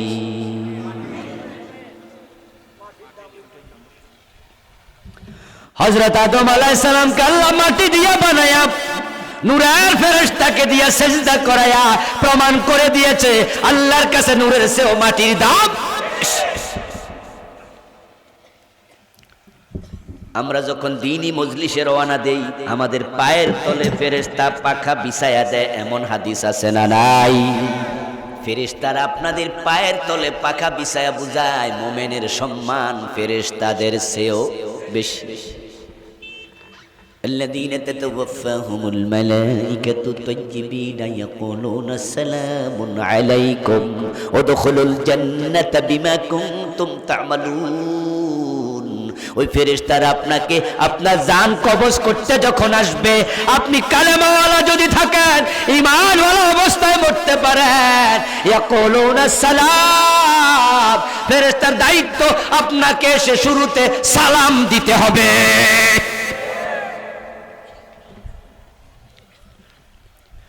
ইউসাল্লিমু সগীরু আলাল কাবীর, ছোট বড়রে সালাম দেয়া সুন্নাহ। এখন আপনারা নূর বানাইছেন, আবার নূর বানায় কয় যে সেই নূর না, আল্লাহর জাতি নূর। বক্তা ওয়াজ করতেছে যে আল্লাহ পাক রব্বুল আলামিন নবী মুহাম্মদ সাল্লাল্লাহু আলাইহি ওয়াসাল্লামকে যখন বানাতে চাইলেন, তখন তিনি নিজের এইভাবে পাজরের মাঝে একটা খাবলা দিলেন, খাবলা দিয়া এক খাবলা নূর নিলেন, নিয়ে কোন মুহাম্মদ, তখন মুহাম্মদ হয়ে গেল। মুহাম্মদ আল্লাহর জাতি নূর। নাউযুবিল্লাহ। রাসূলুল্লাহকে আল্লাহ বানায়া সারে, আল্লাহর নূর বানায়া সারে। আবেগ বেশি ভালো না, আবেগের সাথে বিবেক দরকার আছে না নাই? ওই বিবেকের সাথে দলিল দরকার আছে না নাই? সহিহ বুখারীর হাদিস, রাসূলুল্লাহ এর জন্য বলেছেন লা তুতুরুনি কামা আতরাতিন নাসারা ইবনে মারইয়াম। হযরত মারইয়ামের ছেলে ইব্রাহিম ঈসা আলাইহিস সালামের সম্মান নিয়ে বাড়াবাড়ি করতে যায়া খ্রিস্টানরা আল্লাহর ছেলে বানায়া ছাড়ছে। আমি নবী মুহাম্মদের সম্মান নিয়ে তোমরা বাড়াবাড়ি করতে যেও না। আমি আব্দুল্লাহ, আমি আব্দুল্লাহ, আমি রাসূলুল্লাহ, আমি আল্লাহর গোলাম, আমার আল্লাহ বানানো যাবে না, আল্লাহ সমান বানানো যাবে না।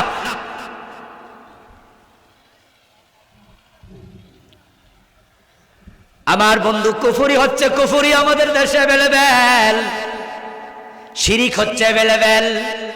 মসজিদে যায় আল্লাহর আইন মানতে রাজি, কিন্তু আদালতে আল্লাহর আইন মানতে রাজি না, সংসদে মানতে রাজি না। এমন মুসলমানের সন্তান আছে না নাই? অথচ আইন তো একজনে দেবে, দুইজনের আইন মানলে তো ঈমান থাকবে না। আপনাদের কাছে আমি জবাব চাই, আওয়াজ করে বলুন তো, জমিন বানাইছে কে? আকাশ বানাইছে কে? আমাদের বানাইছে কে? এখন যে বানাইছে তার আইন না মাইনা অন্যের আইন মানলে ইমানদার কেমনে থাকবা? আলা লাহুল খালকু ওয়াল আমরু, আল্লাহর বক্তব্য, সৃষ্টি যার আইন চলবে তার। আল্লাহর আইন মানলে আল্লাহর গোলাম থাকবা, ব্রিটিশ আইন মানলে ব্রিটিশের গোলাম হয়ে যাইবা।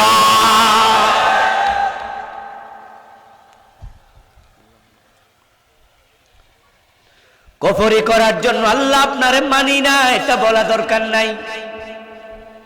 শয়তান একবারও বলে না আল্লাহ আপনারে মানি না, বরং শয়তান রাব্বি বলে আল্লাহর কাছে দোয়া করছে, রব্বি ফাআনজিরনি ইলা ইয়াউমি ইউবাসুন। মক্কায় যে কাফের ছিল তারা আল্লাহরে মানি না একবারও বলে নাই।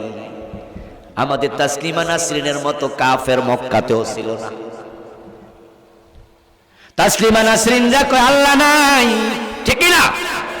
কিন্তু মক্কার কাফেররা এই কথা একবারও বলে নাই। লা ইন সাআলতাহুম মান খালাকাস সামাওয়াতি ওয়াল আরদ লা ইয়াকুলুন্নাল্লাহ।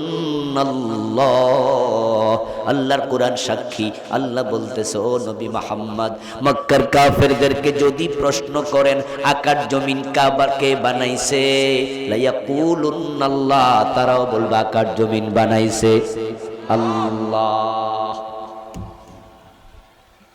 মক্কার কাফেররা কোনদিন বলে না আল্লাহরে মানি না, আল্লাহরে চিনি না। যে কাবার মুতাওয়াল্লি ছিলেন রাসূলের দাদা আব্দুল মুত্তালিব, ওই আব্দুল মুত্তালিব যখন শুনলেন কাবা ভাঙার জন্য আব্রাহা আইছে, রাসূলের জন্মের 50 দিন আগে আব্দুল মুত্তালিব তখন কাবাটা আল্লাহর হাতে রেখে দিয়েছিল, আল্লাহর কাছে সুপর্দ করেছে। সময় কম, অতি সংক্ষেপে বলি, কাবা ভাঙতে এসে শুনে আব্দুল মুত্তালিব তার 10 ছেলেকে সাথে নিছে, সবগুলারে সাথে নিয়ে কাবার গিলাফ জড়াইয়া ধরছে। সন্তানরা পরামর্শ দিছিল, বাবা আব্রাহা যদি কাবা ভাঙতে আসে, আমরা যদি বাধা দেই, আব্রাহা আমাদেরকে হত্যা করবে, কাবাও ভাঙবে, কাবা বানাইব কে? এজন্য বাধা দেয়া দরকার নাই। যখন সে ভাঙবে আমরা সাফা পাহাড়ের চূড়ায় উঠে যাব, ওখান থেকে আমরা তাকায়া তাকায়া দেখব আব্রাহা কিভাবে আল্লাহর ঘর ভাঙে, আল্লাহ কেমনে আল্লাহর ঘর বাঁচায়। আব্দুল মুত্তালিব ছেলেদের পরামর্শ পছন্দ করলেন। যাচাই করার জন্য তিনি গিয়েছেন ওয়াদি আল মুহাসসার পর্যন্ত, যেখানে হাতিগুলো বসে গিয়েছিল।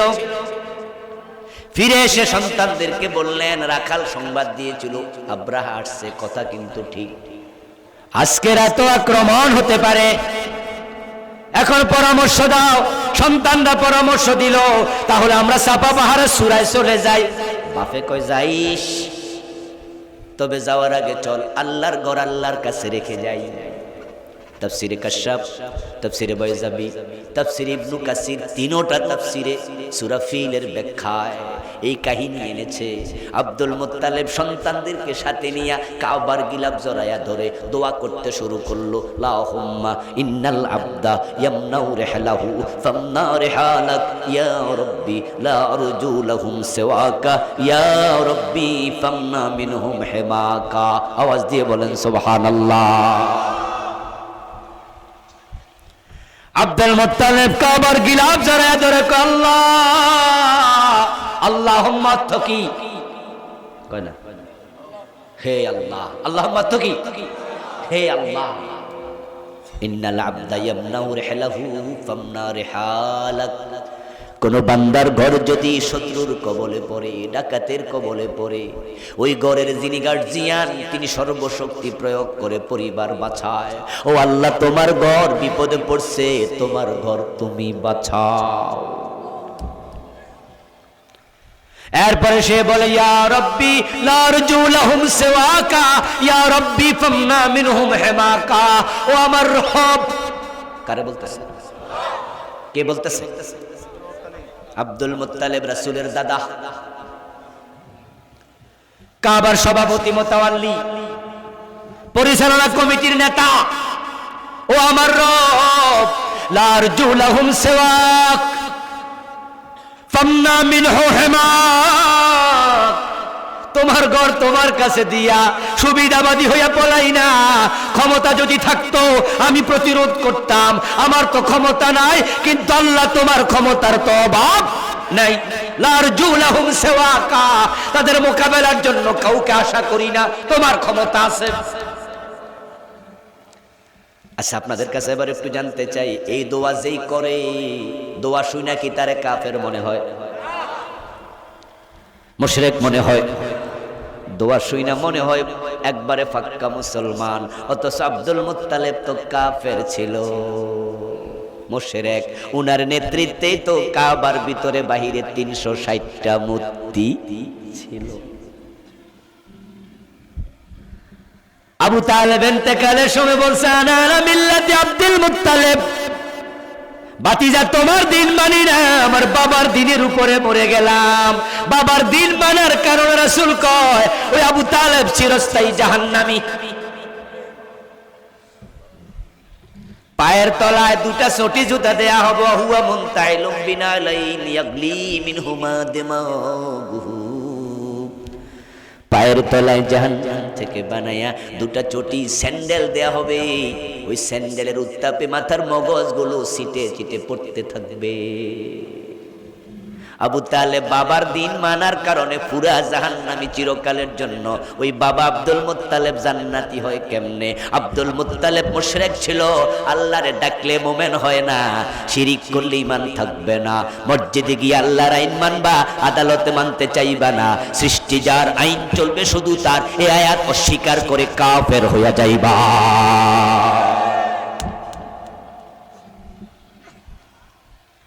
যে আবু তালেব আল্লাহর হাবিবকে 50টা বছর কোলে পিঠে করে মানুষ করছে,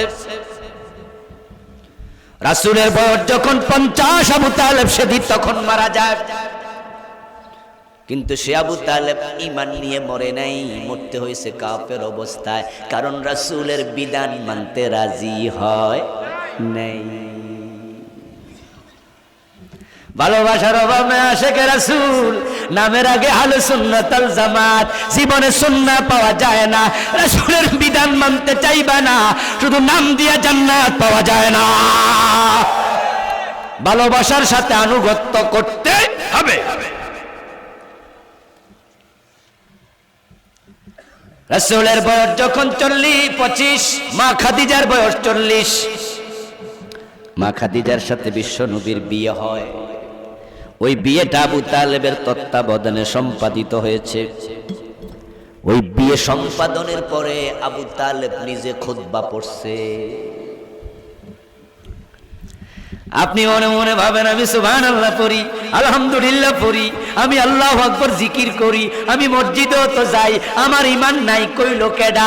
আবু তালেব আপনার চেয়ে আলহামদুলিল্লাহ কম পড়ে নাই। নবী মুহাম্মদের বিয়ের খুতবা আবু তালেব দিয়েছে বিশ্ব নবী নবুয়ত পাওয়ার 15 বছর আগে। রাসূলের বয়স 25, মা খাদিজার বয়স হলো তখন 40। রাসূল সাল্লাল্লাহু আলাইহি ওয়াসাল্লাম তখনও নবুয়ত পান নাই, আরো 15 বছর বাকি। ওই খুতবার মাঝে আবু তালেব কি বলেছে শুনুন, অবাক হবেন। আবু তালেব খুতবা পড়তেছে, আলহামদুলিল্লাহিল্লাযী জাআলানা মিন যুররিয়্যাতি ইব্রাহিম ওয়া যারঈ ইসমাঈল ওয়া জাআলা লানা বালাদান হারামা ওয়া বাইতান মাহজুজা ওয়া আন্না মুহাম্মাদ ইবনে আবদুল্লাহ লা ইউজানু বিহি ফাতাম মিন কুরাইশিন ইল্লা রুজ্জিআ বিহি বারাকাতান ওয়া ফাদলান ওয়া আদলা। সুবহানাল্লাহ পড়েন। আবু তালেব খুতবা শুরু করছে আলহামদুলিল্লাহ দিয়া, কোরআন শরীফ শুরু হয়েছে কি দিয়া? আলহামদুলিল্লাহি রাব্বিল আলামিন আর রহমানির রহিম, সূরা ফাতিহা উম্মুল কোরআন। কোরআন শুরু হয়েছে আলহামদুলিল্লাহ দিয়া, আবু তালেবের খুতবা শুরু হয়েছে আলহামদুলিল্লাহ দিয়া। আবু তালেব বলে আলহামদুলিল্লাহিল্লাযী জাআলানা মিন যুররিয়াতি ইব্রাহিম, আল্লাহর প্রশংসা যিনি আমাকে ইব্রাহিমের সন্তান বানাইছে। গর্ব করে ইব্রাহিমের সন্তান। ইব্রাহিম তো শিরিক করে নাই, মূর্তি বানায় নাই, মূর্তি ভাঙছে। আজকে তোমরাও গর্ব করো, ইব্রাহিম আমাদের জাতির পিতা, আমরা নবী মুহাম্মাদের উম্মত, তোমরাও রাস্তায় মূর্তি বানাচ্ছ।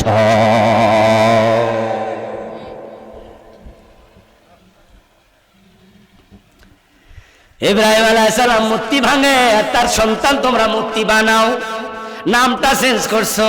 না না, আমরা মূর্তি বানাই না, মূর্তি বানানো হারাম। কি বানায়? ভাস্কর্য। সুদ খায় না, কি খায়? মুনাফা। মদ খায় না, কি খায়? ড্রিঙ্কস করে। নাম পাল্টাইছে। আবু তালেব বলে আমি ইব্রাহিমের সন্তান, ওয়াজারে ইসমাঈল, ইসহাকের বংশ নয়, আমি ইসমাইলের বংশ। গর্ব করে ওয়াজআলা লানা বালাদান হারামা, আল্লাহর প্রশংসা যে আল্লাহ আমারে মসজিদ হারাম এলাকায়, এ হারামের তত্ত্বাবধায়ক বানাইছে। ও বাইতান মাহজুজা, আল্লাহর প্রশংসা যেই ঘরে মানুষ হজ করে, ওই হজ ঘরের তত্ত্বাবধায়ক বানাইছে। কি খুশি! আল্লাহর প্রশংসা, নবীর প্রশংসা। আন্না মুহাম্মদ ইবনে আব্দুল্লাহ লা ইউজানু বিহি ফাতাম মিন কুরাইশ ইল্লা রুজ্জাহা বিহি বারকাতাও ওয়া ফাদলাও ওয়া আদলা। আমার ভাতিজা মুহাম্মাদের চরিত্র, বুদ্ধি, মেধা, প্রজ্ঞা, প্রত্যুৎপন্নমতিতা যদি সব এক পাল্লায় দেয়, কুরাইশের সব যুবকের চরিত্র এক পাল্লায় দেয়, রুজ্জাহা বিহি, আমার ভাতিজার পাল্লায় ভারী হবে। আল্লাহর প্রশংসা করে, নবীর প্রশংসা করে, কিন্তু আবু তালেবের ঈমান আছে নাকি? রাসূল কয় চাচা একটা বার কালেমা পড়ো। কয় না ভাতিজা, এইটা ইয়া আম্মি কুল লা ইলাহা ইল্লাল্লাহ কালিমাতান আশহাদ লাকা বিহা ইনদাল্লাহ। সহিহ মুসলিমের কিতাবুল ঈমানের হাদিস।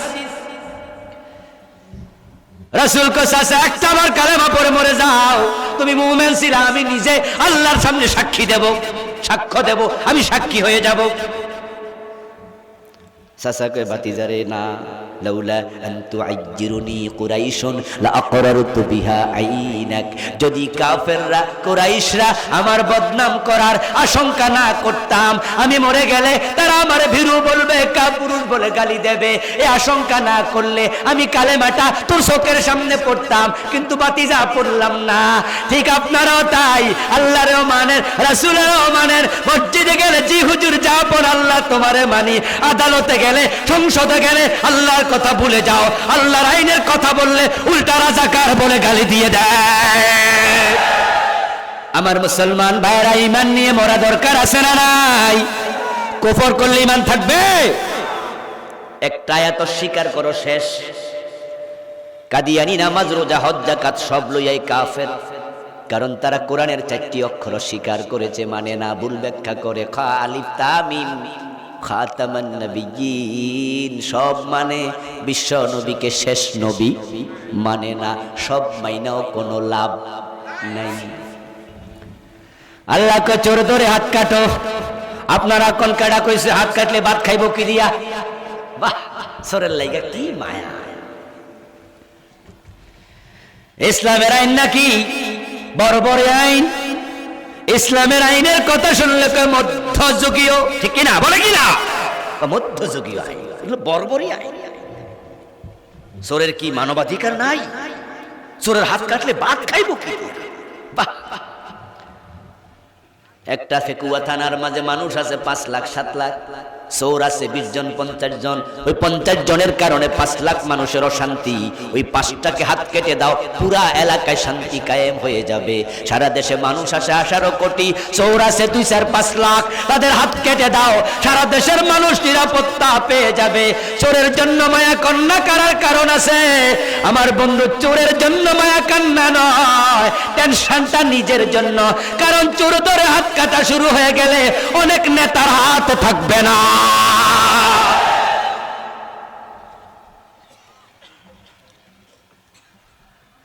আল্লাহর একটা আইন মানবা না, শয়তানের মতো কাফের হওয়া লাগবে, ঠিক কি না?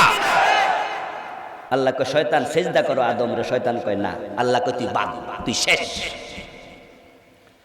একটা আইন আল্লাহর মানে নাই, শয়তানের ঈমানটা থাকে নাই। এখন তোমরা চোর ধরে হাত কাটো না, ডাকাত ধরে শুলে দাও না, মদ পান করলে 80 বেত দাও না, তোমরা জেনা করলে পাথর মারো না, 100 বেত্রাঘাত করো না। শয়তান একটা মানে না, তার ঈমান থাকলো না। তুমি ডজন ডজন বাদ দিয়া ঈমানদার কেমনে থাকলা? আত্মসমালোচনা করা দরকার আছে না নাই?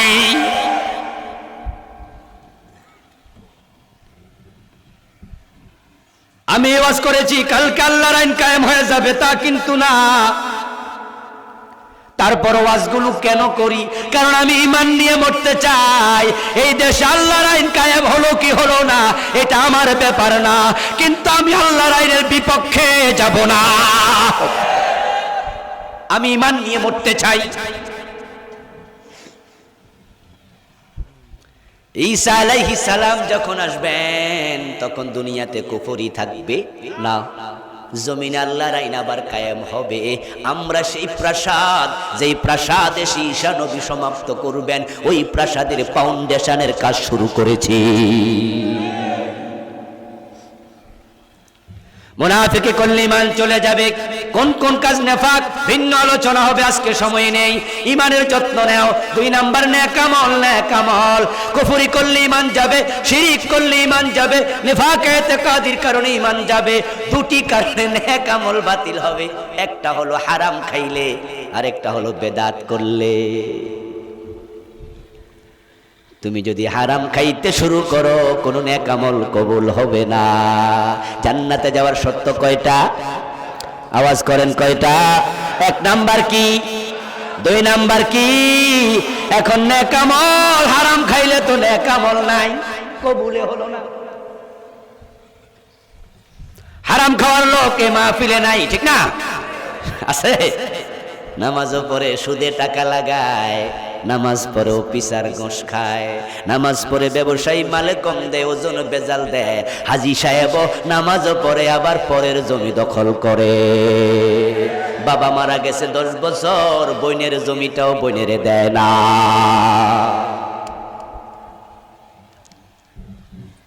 হারাম ছেড়ে দিতে হবে। ইবাদত কবুল হোক যদি চান, আমল হলে নেক আমল, ইবাদত করলে নেক আমল হবে। হারাম ছেড়ে দিলে 2 নাম্বার হলো বেদাত ছেড়ে দিতে হবে। আমাদের দেশে বেদাত আছে না নাই? এ নিয়ে একটি বই আমি লিখেছি, বাংলাদেশের চলমান 38টা লিখছি। আপনি বুঝেনি না আপনি যে বেদাতি, ইবাদত যে কবুল হয় না।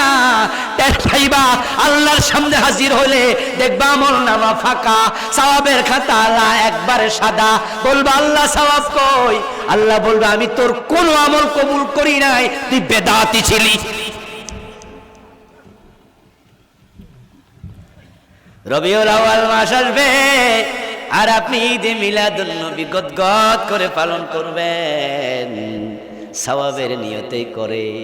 মিলাদে কিয়াম যারা করে সওয়াবের নিয়তেই করে। হায় হোসেন করে মুহররমে যে বুক থাপড়ায়, সওয়াবের নিয়তে থাপড়ায়। যারা উরুস করার জন্য পীর সাহেব হুজুরের এখানে লাখ লাখ টাকা সাদা দেয়, সওয়াবের নিয়তেই। মাজার বানাইতে টাকা লাগে না, সওয়াবের নিয়তে বানায়। বেদাত মানে হলো হিয়াল ইবাদাতুল মুহদাসা মা লাম তাকুন ফি জামানিন নবী সাল্লাল্লাহু আলাইহি ওয়াসাল্লাম ওয়া আসহাবিহি। রাসূলুল্লাহর জামানায় ইবাদত হিসাবে রাসূল নিজে এবং সাহাবারা যেটা করে নাই ওইটা করার নাম হলো বেদাত। মান হাদাসা ফি আমরিনা হাযা মা লাইসা মিনহু ফাহুয়া রাদ। বিশ্বনবী যেটা করেন নাই, সাহাবারা যেটা করেন নাই, সওয়াবের নিয়তে এটা করা যাবে না। এমন যদি কেউ করে রাসূল কয় এটা ফেলে দাও, ছুঁড়ে দাও, মারদুদ। এখন কত ইবাদত নতুন নতুন চালু হয়ে গেল। রাসূল ঈদ করেছেন দুইটা, ঈদুল আজহা, ঈদুল ফিতর। এখন আপনারা বানাইছেন আরেকটা, নাম দিয়েছেন ঈদে মিলাদুন নবী।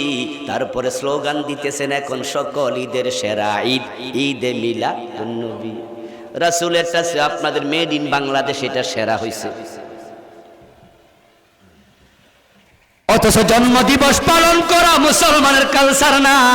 হ্যাপি বার্থডে টু ইউ জন্ম দিবস পালন করে, আওয়াজ করে বলুন কারা? খ্রিস্টান।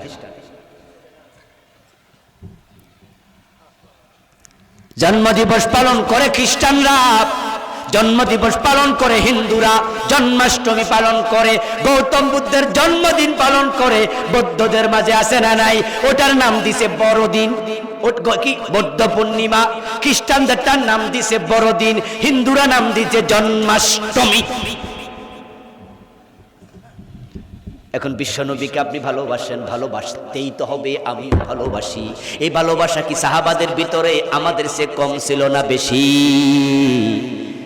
রাসূল ইন্তেকাল করেছেন 11 হিজরিতে। সর্বশেষ সাহাবী আবু তুফাইল রাদিয়াল্লাহু তাআলা আনহু ইন্তেকাল করেছেন 101 হিজরিতে। বিশ্বনবীর ইন্তেকালের পরে সাহাবাগণ জীবিত ছিলেন 90 বছর। ওই 90 বছরে বিশ্বনবীর জন্মদিনে ঈদে মিলাদুন নবী একজন সাহাবীও পালন করেন নাই। বরং আমি দুইজন বড় বড় আলেমের সম্মুখে দৃঢ়তার সাথে বলছি, উনারা অনেক এলেমের জাহাজ। আমি আরো খোঁজার জন্য আপনাদেরকেও বলছি, ঈদে মিলাদুন নবী এই বাক্যটাই কোরআন হাদিসে নাই।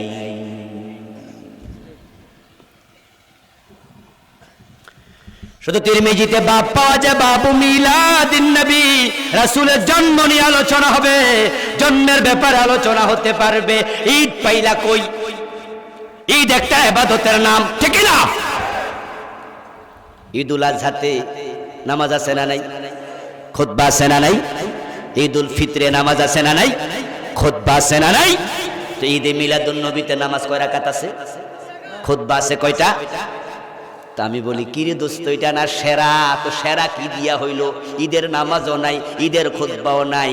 কয় কেমনে হইছে? আমরাও জানি না। আমি কই আমি কিন্তু জানি, সেটা হইছে জিলাপি দিয়া,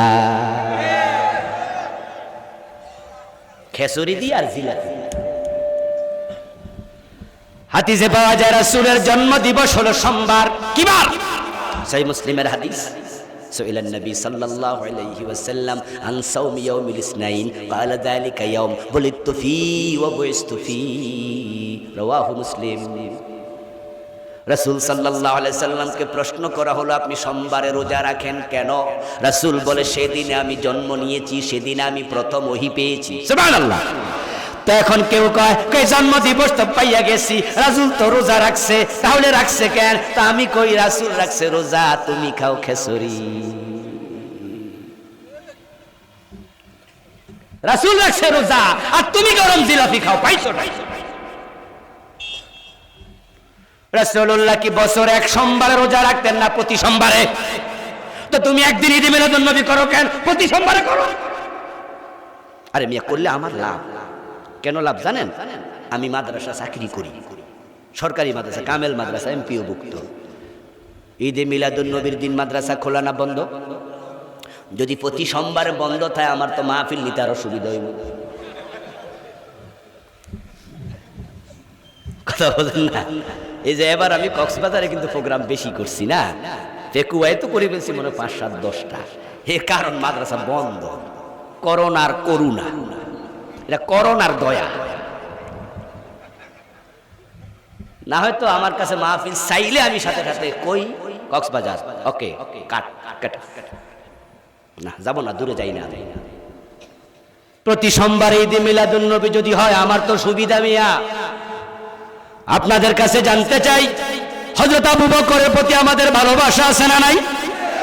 উনার জন্মদিবস নাই তো সেদিন আরেকটা ঈদ হোক। হযরত ওমর রাদিয়াল্লাহু তাআলার জন্মদিবসে একটা ঈদ হোক, আলীর আর একটা হোক, ওসমানের আর একটা হোক, তলহার একটা হোক, জুবাইরের একটা হোক, আব্দুর রহমান বিন আউফের আর একটা হোক, ইমাম আবু হানিফার একটা হোক, আব্দুল কাদের জিলানীর হোক, দাক্কায়া মাক্কায়া 50-60টা ঈদ বানাও, আমি মাহফিল আল্লাহর রাস্তায় নিতেই থাকি। ক্ষতি কি? আপনি বলবেন আমরা একটু আনন্দ করছি, আর আপনি বলেন কি ঈদ মিলাদুন নবী নাই। আমি বলবো দোস্ত বাক্যটাই তো নাই, তো বেদাত কারে কয়? আবার করে নাই, ওটাকে ইবাদত মনে করা যাবে না। প্রখ্যাত সাহাবী হযরত হুযায়ফা ইবনুল ইয়ামান রাদিয়াল্লাহু তাআলা আনহু বলেন, যাকে সাহেবুস সিররিন নবী উপাধি দেয়া হয়েছে, রাসূলের সবচেয়ে আস্থাভাজন ছিলেন। তাই গোপন যত কথা রাসূল হুযায়ফার কাছে বলতেন। হযরত হুযায়ফা বলেন, কুল্লু ইবাদাতিন লাম ইয়াতাআব্বাদ বিহা আসহাবু রাসূলিল্লাহি ফালা তাতাআব্বাদু বিহা। রাসূলের সাহাবারা যেটাকে ইবাদত মনে করে আমল করে নাই, ও দুনিয়ার মানুষ তোমরা সেই কাজে ইবাদত মনে করতে পারবা না, এটাই বেদাত।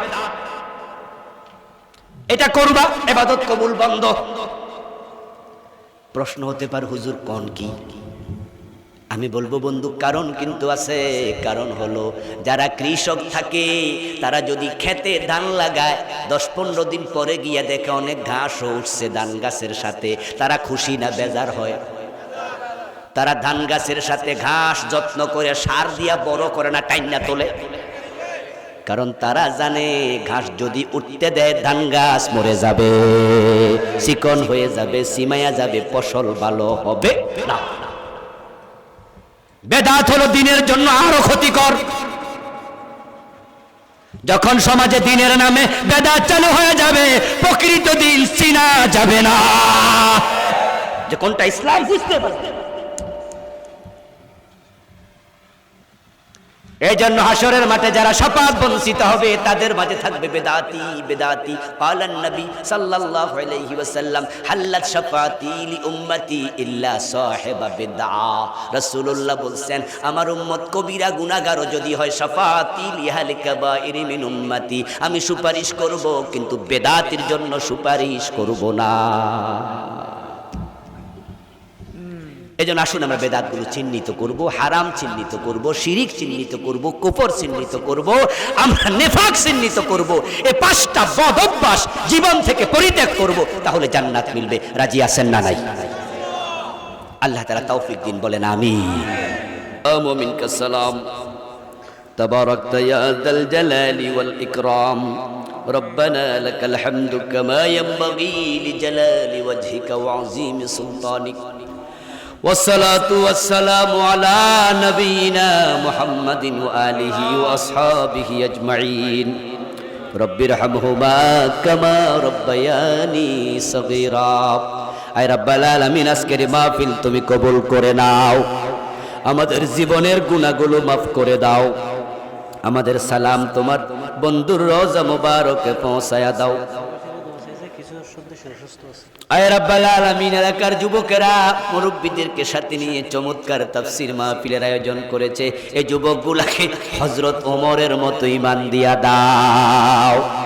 এ আল্লাহ, আজকের মাহফিলে যারা আমরা এসেছি, কারো মা নাই, কারো বাবা নাই, দাদা নাই, দাদি নাই, নানা নাই, নানি নাই, আপনজন প্রিয়জন দুনিয়ায় নাই, মেহেরবানি করে সবার কবরে হাদিয়া পৌঁছায়া দাও, সবার কবরকে জান্নাতের টুকরা বানায়া দাও।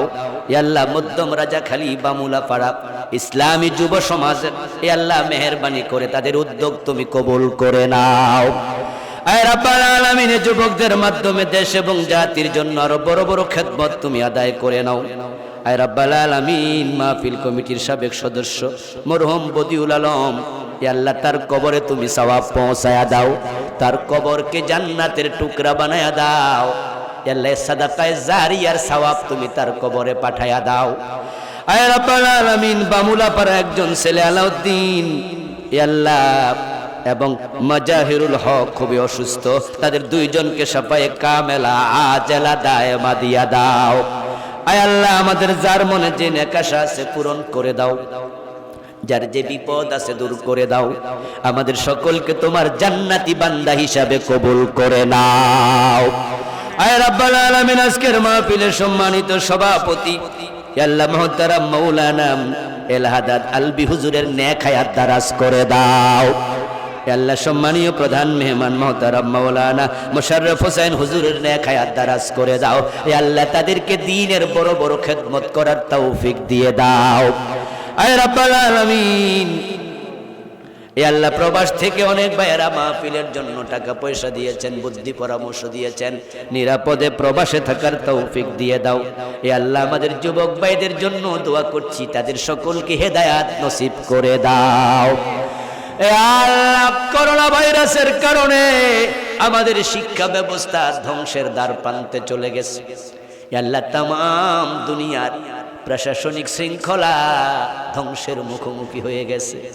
আল্লাহ ব্যবসা বাণিজ্য থমকে গেছে, কত মানুষ বিপদে পড়ে গেছে। মনিব তোমার কাছে মাপ চাই আল্লাহ, গভীর রাতে আমি গুনাহগার, তোমার কত ভালো বান্দা সাথে নিলাম, দাড়ি পাকা মুরব্বী মাওলানা হাজী গাজী হাফেজ।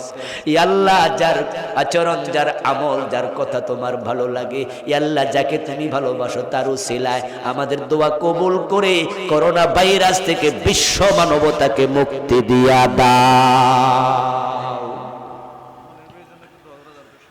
আয় রাব্বুল আলামিন সম্মানীয় সভাপতি মনির আহমদ ভাই, আল্লাহ মনির ভাইয়ের জীবনের গুনাহগুলো মাফ করে দাও। আল্লাহ মনির ভাইকে দ্বীনের বড় খাদেম হিসাবে কবুল করে নাও। আয় রাব্বুল আলামিন আমরা যারা এসেছি আমাদের সকলের জীবন জীবিকা বরকত দাও, হারাম থেকে বাঁচার তৌফিক দাও, হালাল জীবিকা বাড়ায়া দাও। আমাদের সন্তানদেরকে মানুষের মতো মানুষ হিসাবে কবুল করে নাও। মনিব বাংলার জমিনকে কোরআনের জন্য কবুল করো, এই জমিনে কোরআনের রাজ কায়েম করে দাও। আল্লাহ কোরআনের কথা বলে যারা মাজলুম, তোমার মাজলুম বান্দাদেরকে আর পরীক্ষা নিও না, মেহেরবানি করে মুক্ত করে দাও। আল্লাহ কোরআনের ময়না খাসায় বন্দী হয়ে আছে মনিব, আল্লাহ আমাদের মুফাসসিরকে কোরআনের ময়দানে ফিরায়া দাও। وصلى الله تعالى على نبينا محمد وآله وأصحابه أجمعين. سبحان ربك رب العزة عما يصفون.